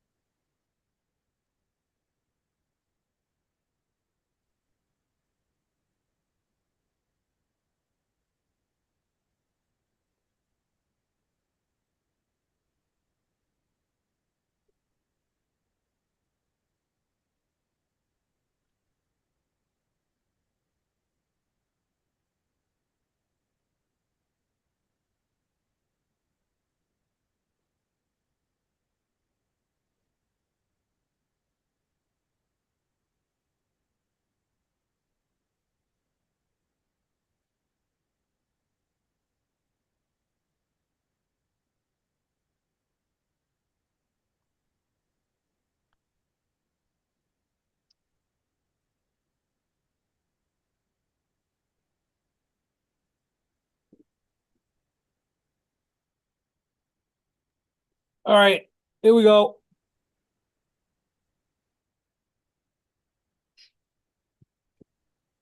Where are we?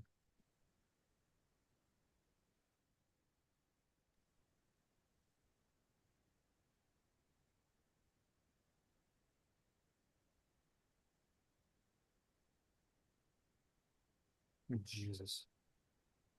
Oh, now I lost that. All right, can you guys still hear me? Yeah, I can hear you. Can you All hear right, 'cause us? my computer, my work computer is a mess. I'm surprised it's still even working here. So where I are got, we? Rob, I just want to say, I personally am still in favor of you having the camera on and you not making eye contact with us. I've said I want to say that out loud. I don't know what other people's opinion is. I can't even get to that point now. Oh, you lost it? I lost even the Zoom, like the Zoom screen thing itself. Oh, that's the I'm internet's co- lost. Sorry. I'm completely all right. I'm gonna close this. I just did I'm in desperate need of getting a new computer, and this is this is the exact reason as to why. Oof. Um, so oh yeah, all of this is, look at this. The whole screen is completely all right. So where is my tonight stuff? There it is. Okay. So here's the stuff from tonight. So let me just get back to the agenda. And here we go. All right. First one we were talking about was 99 Church Street. So that's the fire station. Rob, we got one other thing on the agenda. What? Rules Oh, of procedure. the rules. Oh, that's right. The rules of procedure. The rules of procedure. We can We could skip that tonight, right? no, we don't. Ye- Well, we don't necessarily have to skip that because that's something that's something that we can do, after the decisions are made. If that's more important. And technically, what do we got? An hour? Because Yeah. we've been canceling these or we've been shutting down at like 10:30, right?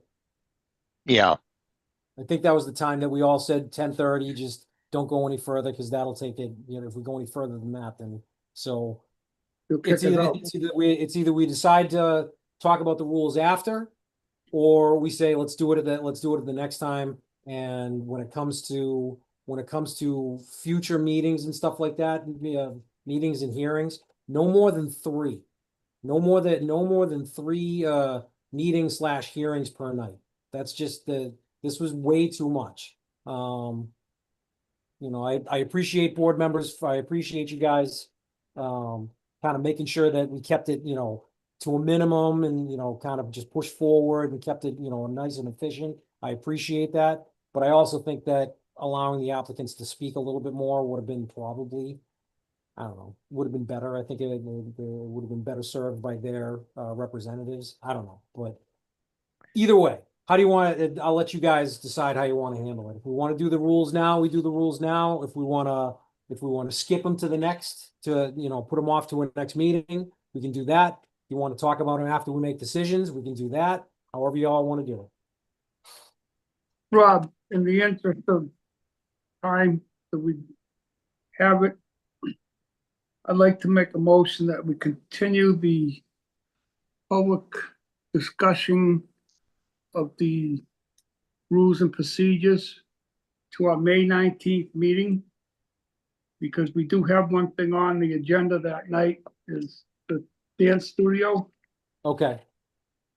And in the motion, I'd like to say that we only have the dance studio in the rules and procedures on that night. I'm sorry, can I interrupt? So at the last meeting, you did agree that you would continue, quote unquote, continue the discussion for rules and regs for the 19th meeting, but you do have the continuation of 222 Weymouth and also another hearing, 5682 Hingham Street. Push it to the next one. So you could keep it at the May 19th meeting after those two items. Well, it's three, right? The rules and regulations would be, or procedures would be The third. the third thing. Mhm. Third thing? Okay, well, that's not, Yes. that's And I not would, so bad. I would make a motion that we continue it till the May 19th meeting after the other two hearings, and that we close the, any other meetings for that night. All right. I would second that. Okay, so we're saying we're gonna continue the rules of procedure discussion till that meeting and not welcome any additional applicants beyond what's already been scheduled. Yes. Okay, I would second that, and hearing that as a second, I'll do a roll call. Mr. Tanzi, Yes. Mr. Galley, yes. myself is a yes, Mr. Baker Senior. Yes. All right, we'll talk about it next time. And I hope this Okay. will be the last time. I know, exactly. All right, so let's talk about the fire station. Don't all speak at once. I don't have an issue with it. Yeah, they made the building smaller. They increased the amount of parking. They're still asking for the same variances that they asked for the last time, just in a slightly larger amount, I guess, because it's more parking spaces. Does anybody have an issue with it? No. None, Steve?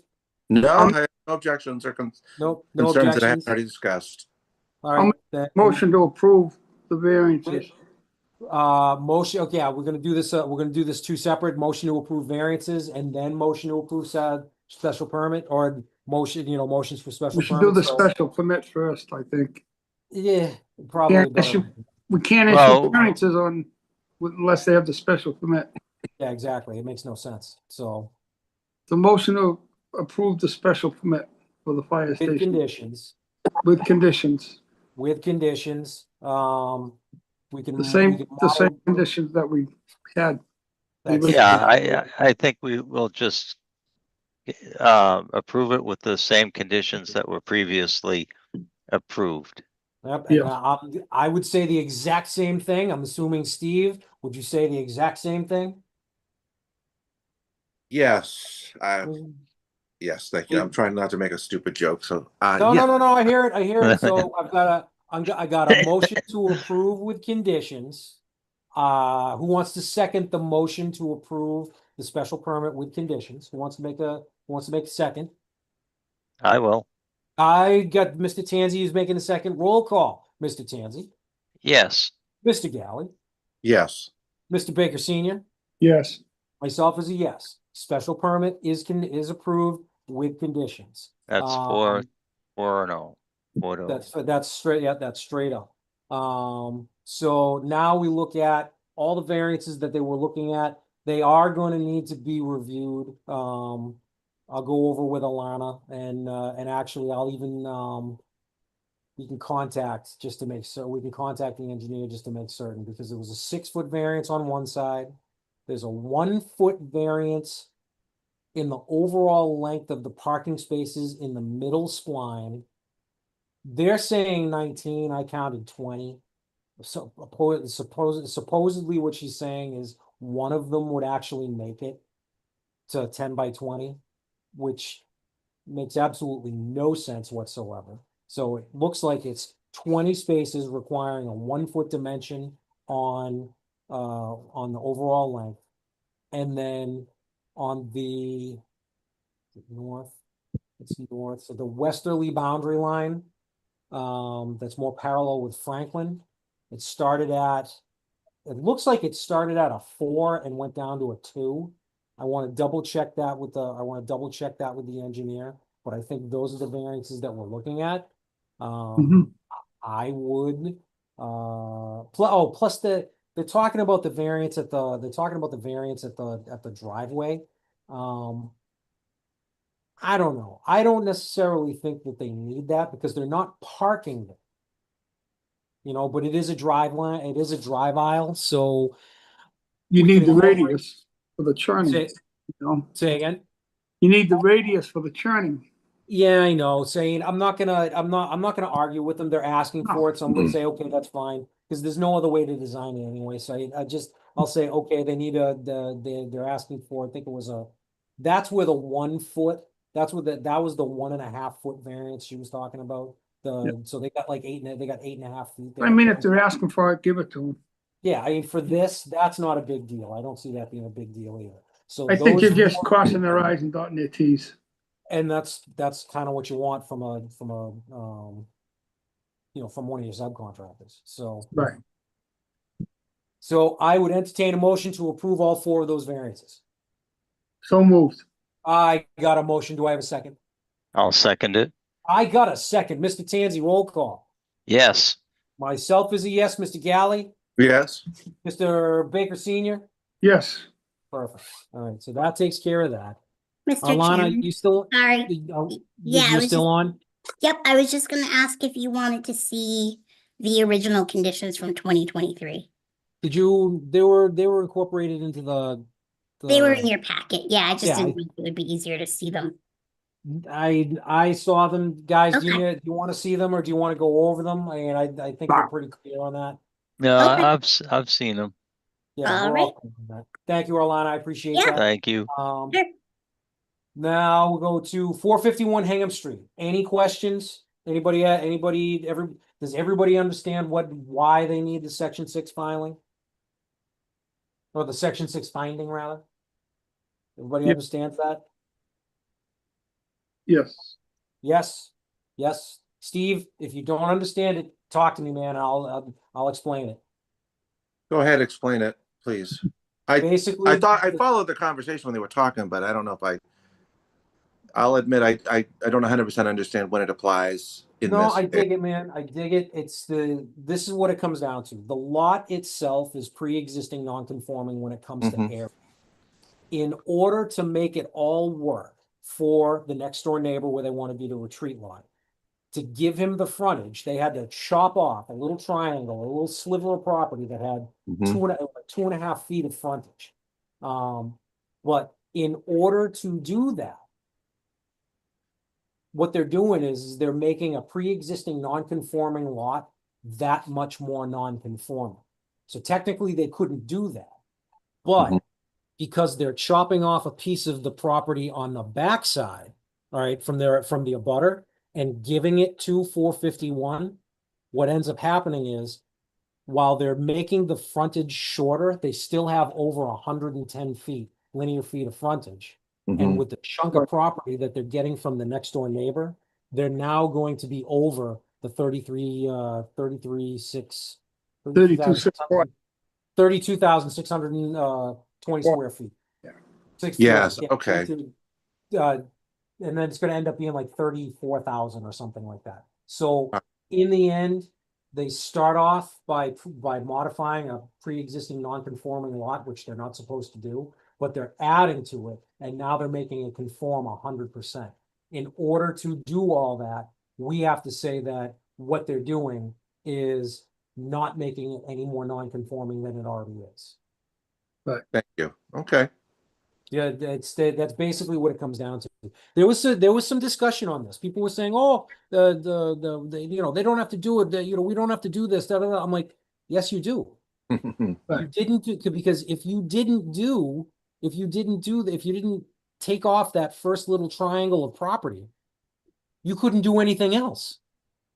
So in order to make it all work, they had to get a section 6 finding. So that's where the section 6 finding comes in, that the finding is that the modifications to this piece of property are not making it any less non-conforming than it already is, and in fact is making it a conforming piece of property. Right. So All right, if everybody's cool with that, I would entertain a motion with a condition or two. The condition would be no further subdivision of this property be allowed. Because it's conforming. There's nothing else you could do to it, really. There's really nothing else you can do with this. Let this piece of property just exist. So I would say finding, and then just say that no more redivision of the property be allowed. I'll make that in the form of a motion. I got a motion. Do I have a second? I'll second. I got a second. Roll call, Mr. Tanzi. Mr. Tanzi. I think he's trying to figure out how to turn it on. I'll go to Mr. Galley. Yes. I go to Mr. Baker Senior. Yes, Myself is a yes. Mr. Tanzi. give us a thumb up. Thumbs up thumbs up will do for yes. Mr. Tanzi. You there? I'm guessing he's trying to figure out his volume because he just muted and unmuted himself. He ain't hearing us either. Oh no. Call him quick and tell him to give us a thumbs up. Technical difficulties. I know. Did you send him a computer virus from your computer to his? No, there's no way. I'm texting him now. Greg Tanzi. Probably forgot to plug his earphone back in. Give us a thumbs up if you are in favor. All right. Text messages sent. As long as he got his phone with him. I know exactly.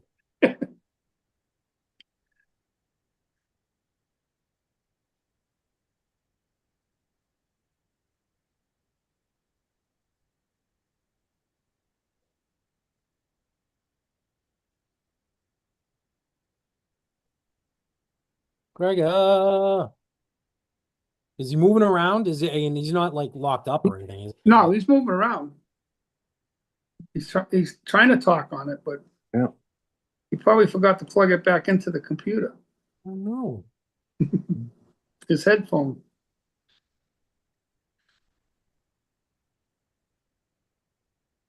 Boy.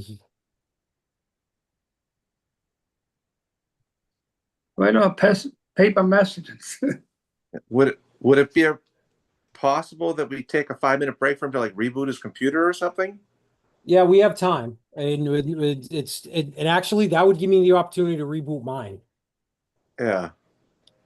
Is everybody okay with give it a 5-minute? Come back together at Yeah, because he's playing around with it. Yeah, he's come having back trouble. together. All right, so let's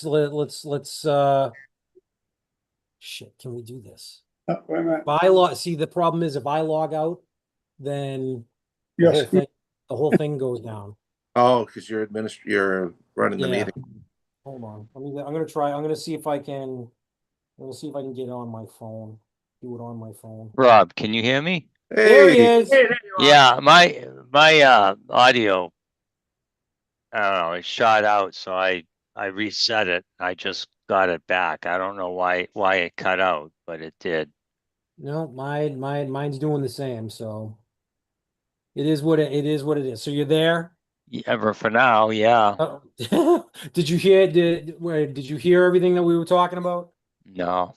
All right, so let's do it. We're gonna do this one more time. We got a motion and a second on the floor, but we're gonna just replay it for Mr. Tanzi. Basically, I got a motion on the floor to find that the modifications to this pit to 451 Ham Street are not anymore non-conform, or do not make this lot any more non-conforming than it already is. And the only condition that I'd like to see is that no further subdivision, no further redivision of the lot happen. I've got a motion from Mr. Baker Senior. I second it. So roll call, we can go to Mr. Tanzi. Yes. Okay, Mr. Galley, I know we already said yes, but I'd like to hear it again. yes. Mr. Baker Senior. Yes. Again, myself is a yes. So that's taken care of. Finding is all set. Now, 467 Hingham Street, the only variance they were looking for was the distance to the nearest hydrant. And they're looking for a variance from that because they want to sprinkle the house. Everybody seems to be in favor of this. And again, Scott said that he would be in favor of the zoning bylaw itself getting changed, to incorporate this. So I would entertain a motion to grant the variance. Yeah, so moved. I got a motion from Mr. Tanzi. Do I got a second? Come on, Steve. You gotta start- I didn't want to get all the credit. I got a for that. second on from Mr. Galley. I got a second roll call, Mr. Tanzi. Yes. Myself is a yes, Mr. Galley. Yes. Mr. Baker Senior. Yes, Done. Okay. 100 Weymouth Street. This one is a little bit odd. I feel like we haven't done this before. Just granted the guy a dealer's license, not a class 2 wholesaler's license, to just have an office. So that's all he wants. That's all he's going to get. Assuming everybody else is okay with this, that's all he's going to get. And the conditions are going to be, I'm not going to say they're going to be substantial, but they're going to be strict. Yeah. You know, no parking of unregistered vehicles that belong to the company on site. Yeah, But- no parking, no storage, No repair, repairs. no, no unregistered, no displays. yeah, of no any- vehicles Cars. that are unregistered, no dealer plates. No vehicles belong. See, you can't really. Can you say belonging to the company? Because I mean, he's He buying. could have a rental car. No, he can't have that either. No, but what if he gets into a car accident and he has a rental car from Enterprise? That's his personal use. Yeah, that's a car. That's a car for his personal use. Okay, so right, but I'm just saying we don't need to say they have to own it. We have to say except for personal use vehicle of that nature. You can have No, one personal use vehicle on the property. there you go. Oh, No, here's no the cars. problem. His personal vehicle is probably going to be purchased through the company. That's fine. But it's a personal vehicle. It'll be registered. It'll be. Yeah, it Yeah, has to be as long registered. as it's not a dealership. He said he's not going to have any dealer plates. I don't want to have dealer plates. No, he's Where- going to have dealer plates. This is the thing. He's going to have dealer plates. He just but not can't in be the storing parking spot. cars. Yeah, But that's what it is. He can't be using his dealer plates to park cars on site. Right. So no vehicles. exactly. Would you say parking is the same thing as vehicle storage? Yep. If it's not. All right, Parking or storage. okay, so no parking, no storage. Yeah. Of vehicles for sale, or so so like I said, we can allow a personal vehicle. He has to be able to take his personal vehicle to work. So how do we exclude all the personal vehicles? How do you say that? No storage or parking of any vehicles owned by the company other than one. Legally registered to the owner of the business. What? I still say you can't use that phrasing because they can get into a car accident and have a rental car from. They could have a rental car. They could be borrowing an in-law's car. So I think I don't think we need to. That's fine as long as it doesn't have a dealer's plate on it. Right. All right, we try this one more time. There shall Although, be, Jesus Christ, guys. fine, go. I'm sorry. I just had a thought, but go. No vehicles owned by the company shall be stored on site, stored or parked on site, other than For personal use. other than one vehicle used personally by the owner? I'd say and employees. He has no employees. It's got his wife. She can't have a car. He said there was only going to be one. He said there was only going to Well, be they one. they could come to work together in one I would- car. Right, I would think so. And if he has to look at a car on an auction, he could take that car and drive off site with his car. His wife, the employee, will tend the office while he's gone. I mean, we don't have this answered yet, but does he have, we didn't ask, but does he have an assigned parking spot? We don't know that. No, they said he does. He's got one assigned parking space for that office Okay. or the space that it's like a cubicle from what I understand. Yeah. But he has an assigned parking spot, as to our understanding. Yeah. Okay. He's allowed one spot. All right. So he can have a personal vehicle of the owner or employees. Because what if May I jump? what if he has an employee? He's a one-man shop, really, even though his wife works with him. Technically, he's a one-man business. But if you were to have an employee, they could park there. I would think. Be the car taking their one spot. They're So giving I just think in general we should say owner or and employees. Just they can only have one spot anyway. But I mean, to say only the owner can have a parking spot, if he were to have an employee, they ought to be able to park in that parking spot. If they had an employee, it's always possible. He could hire somebody part-time for his part-time business. All right. You can get a partner. Separate this. We're going to separate this out a little bit. We should separate this out a little bit. Number one, no parking of company-owned vehicles for resale on site. Yes, for resale. All right. So there's number one. Rob, could we put wholesale too on there? Retail or wholesale? No, resale, not retail. Any vehicles that he's buying, they're for resale.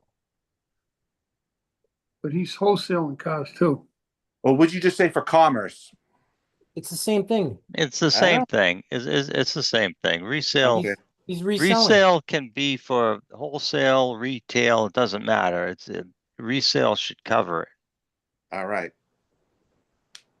Second one, no repairs of company-owned vehicles for resale shall be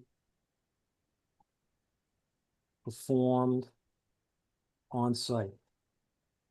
I'll read that again. No repairs of company-owned vehicles for resale shall be performed on site.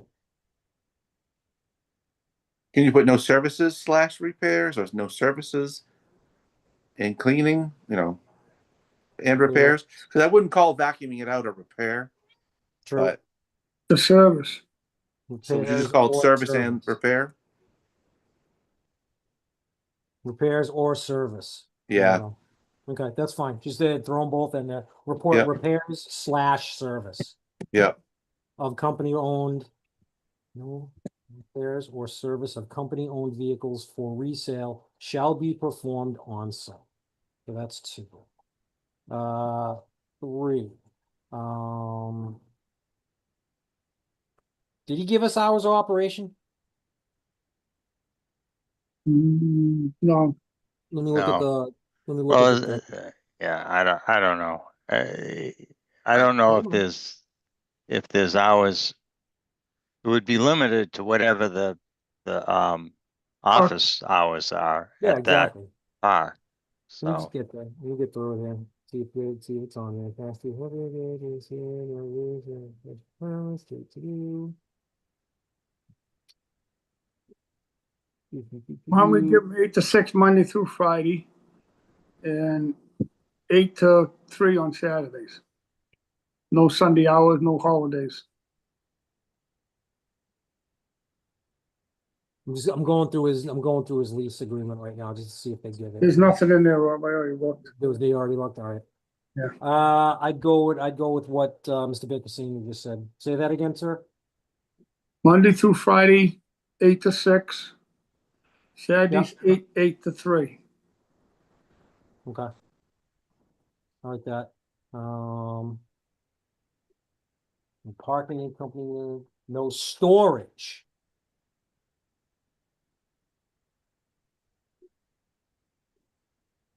Storage of company owned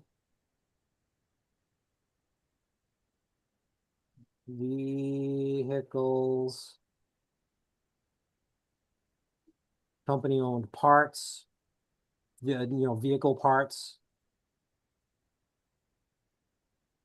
Merchandise? I hear where you're going. I don't know how to, I can't say company owned merchandise because that's broad. That could be a desk. I mean, you already said no parts and no vehicles. I don't know what, I mean, he's not selling, trim accessories and everything. He's selling No, vehicles as is. True. What happens if he's driving home and one of the fenders falls off? Then he brings it back to the guy he bought it from.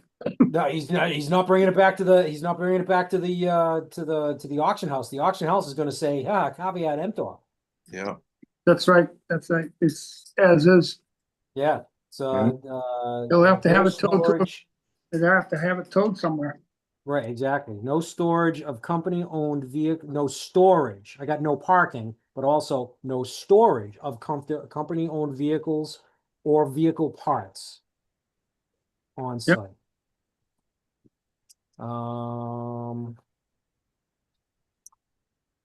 What else? In the agreement, Robbie, they do have a signage.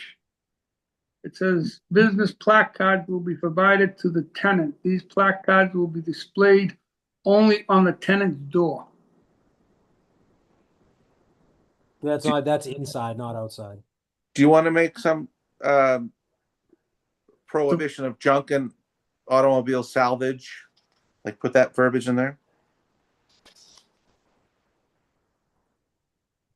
It goes along with the parts you're talking about. But Oh, it does. No, I dig it. It absolutely does. So no salvage Vehicles or parts. vehicles or salvage parts. I mean, the great thing is these are things he already says he's not going to do anyway. Right. So there shouldn't be an objection to it. Stored on site. But we're also trying to let the landlord, the ultimate landlord, know, and their neighbors know. No, we're on this. Like I said, they're looking for us to put the punctuation on the end of the sentence. Yeah. And then they have something for recourse if he violates it, and then they can go to the town. No, there shall be no salvage vehicles or salvage parts stored on site. Let's see, there's that. So he can't put junk cars. He can't put the cars that he buys. Yeah. He can't do any repairs of any of the cars that he buys on site.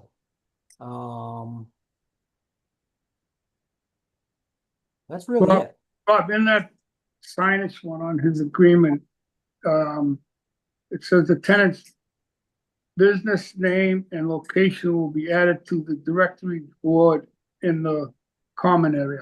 So, That's still common area inside the building. right. I mean, that doesn't do anything. I mean, we can put something in there that says any exterior signage shall comply with the Zoning regulations. yeah, with the zoning bylaw, something like that. So Yes. Any exterior signage shall comply with the bylaw. We Should can we say put- 20 bucks. Should we put something in there that, He's required to follow all tenant rules and regulations. We can't govern that. If this were local, state, and federal, yes. Okay. But these are any of those things, that's all private. That's all private laws, Yeah. private things within his. Private agreement. Yeah.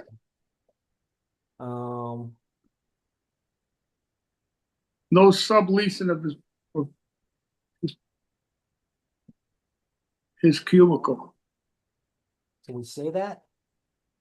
That's all internal. That's Yeah, that's it. that Yeah, falls in the that's- jurisdiction of the landlord that he's leasing from.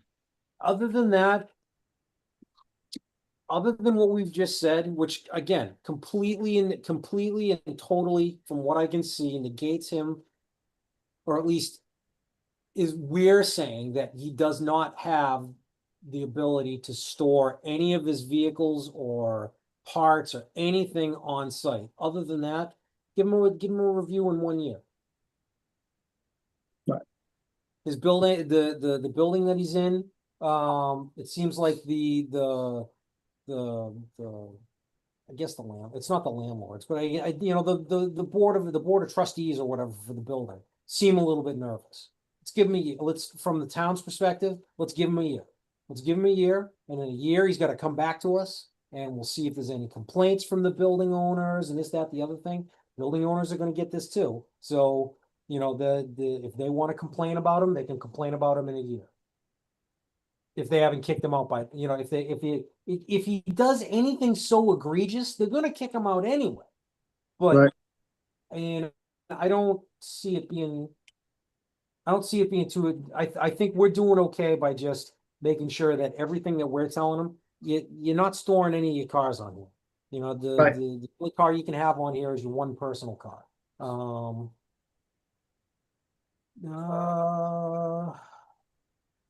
Yeah. Yeah, that's it. Anybody, anything else? Do we want to throw anything else in here? Nope. Okay, 1 year. 1 year review. Alana, you got everything? Do you need me to send you what I wrote? I wrote everything down. Could you just read number 6 again, the exterior signage? Any exterior signage shall comply with the current zoning bylaw. Okay, got it. Thank you. If you Bob, got with it the- all, anybody, actually, Bob, were you trying to say something else, another one? Yes, I'm sorry. No. The 1 year review, would that be after the 20-day appeal? That's after the 20-day appeal. 1 year, 1 year from the date of, Actually, he's gotta go before the select board afterwards and get a class 2 license anyway. yeah, plus he's gonna need a business certificate. Right. 1 year, 1 year review after the date of his initial business. His business certificate. All right, if nobody has anything else, I'd entertain a Does he need motion. to submit a copy of the business certificate to the zoning board? I believe so. The zoning board, no, he doesn't have to provide Sorry, I'm provide us one, but Tom Rubel is gonna have to approve it. So so Tom Rubel's gonna see all of it.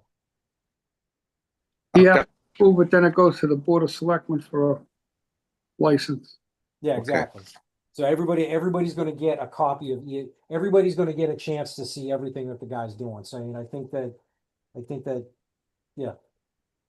Do Yeah, we want to you throw the usual one in there, that he meets all other boards and commissions in this town and state? Oh, yeah. Oh, no, that should be boilerplate. That should be something that goes on every single one. Right. I believe that still falls under one of our standard conditions. All Mhm. right. If there's nothing else, I'd entertain a motion to approve with conditions. So moved. I got a motion. Do I have a second?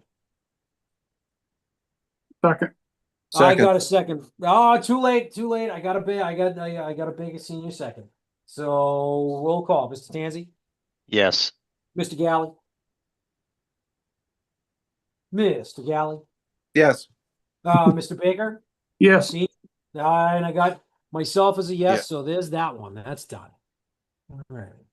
What else we got here? Whoa, that's it.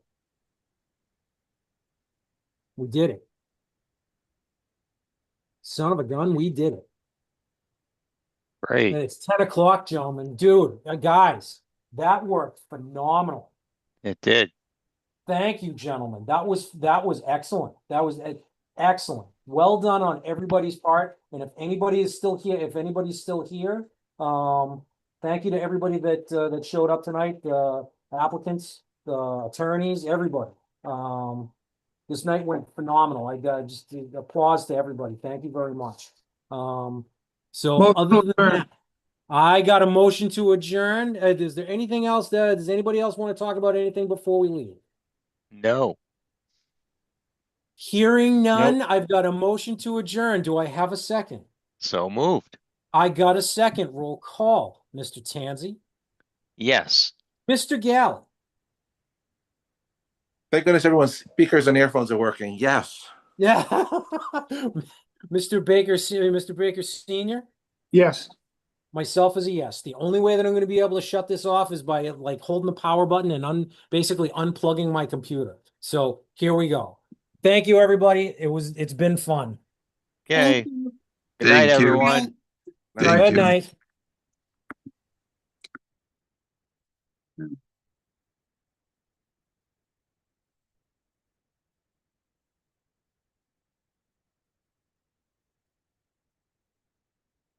Not letting me leave.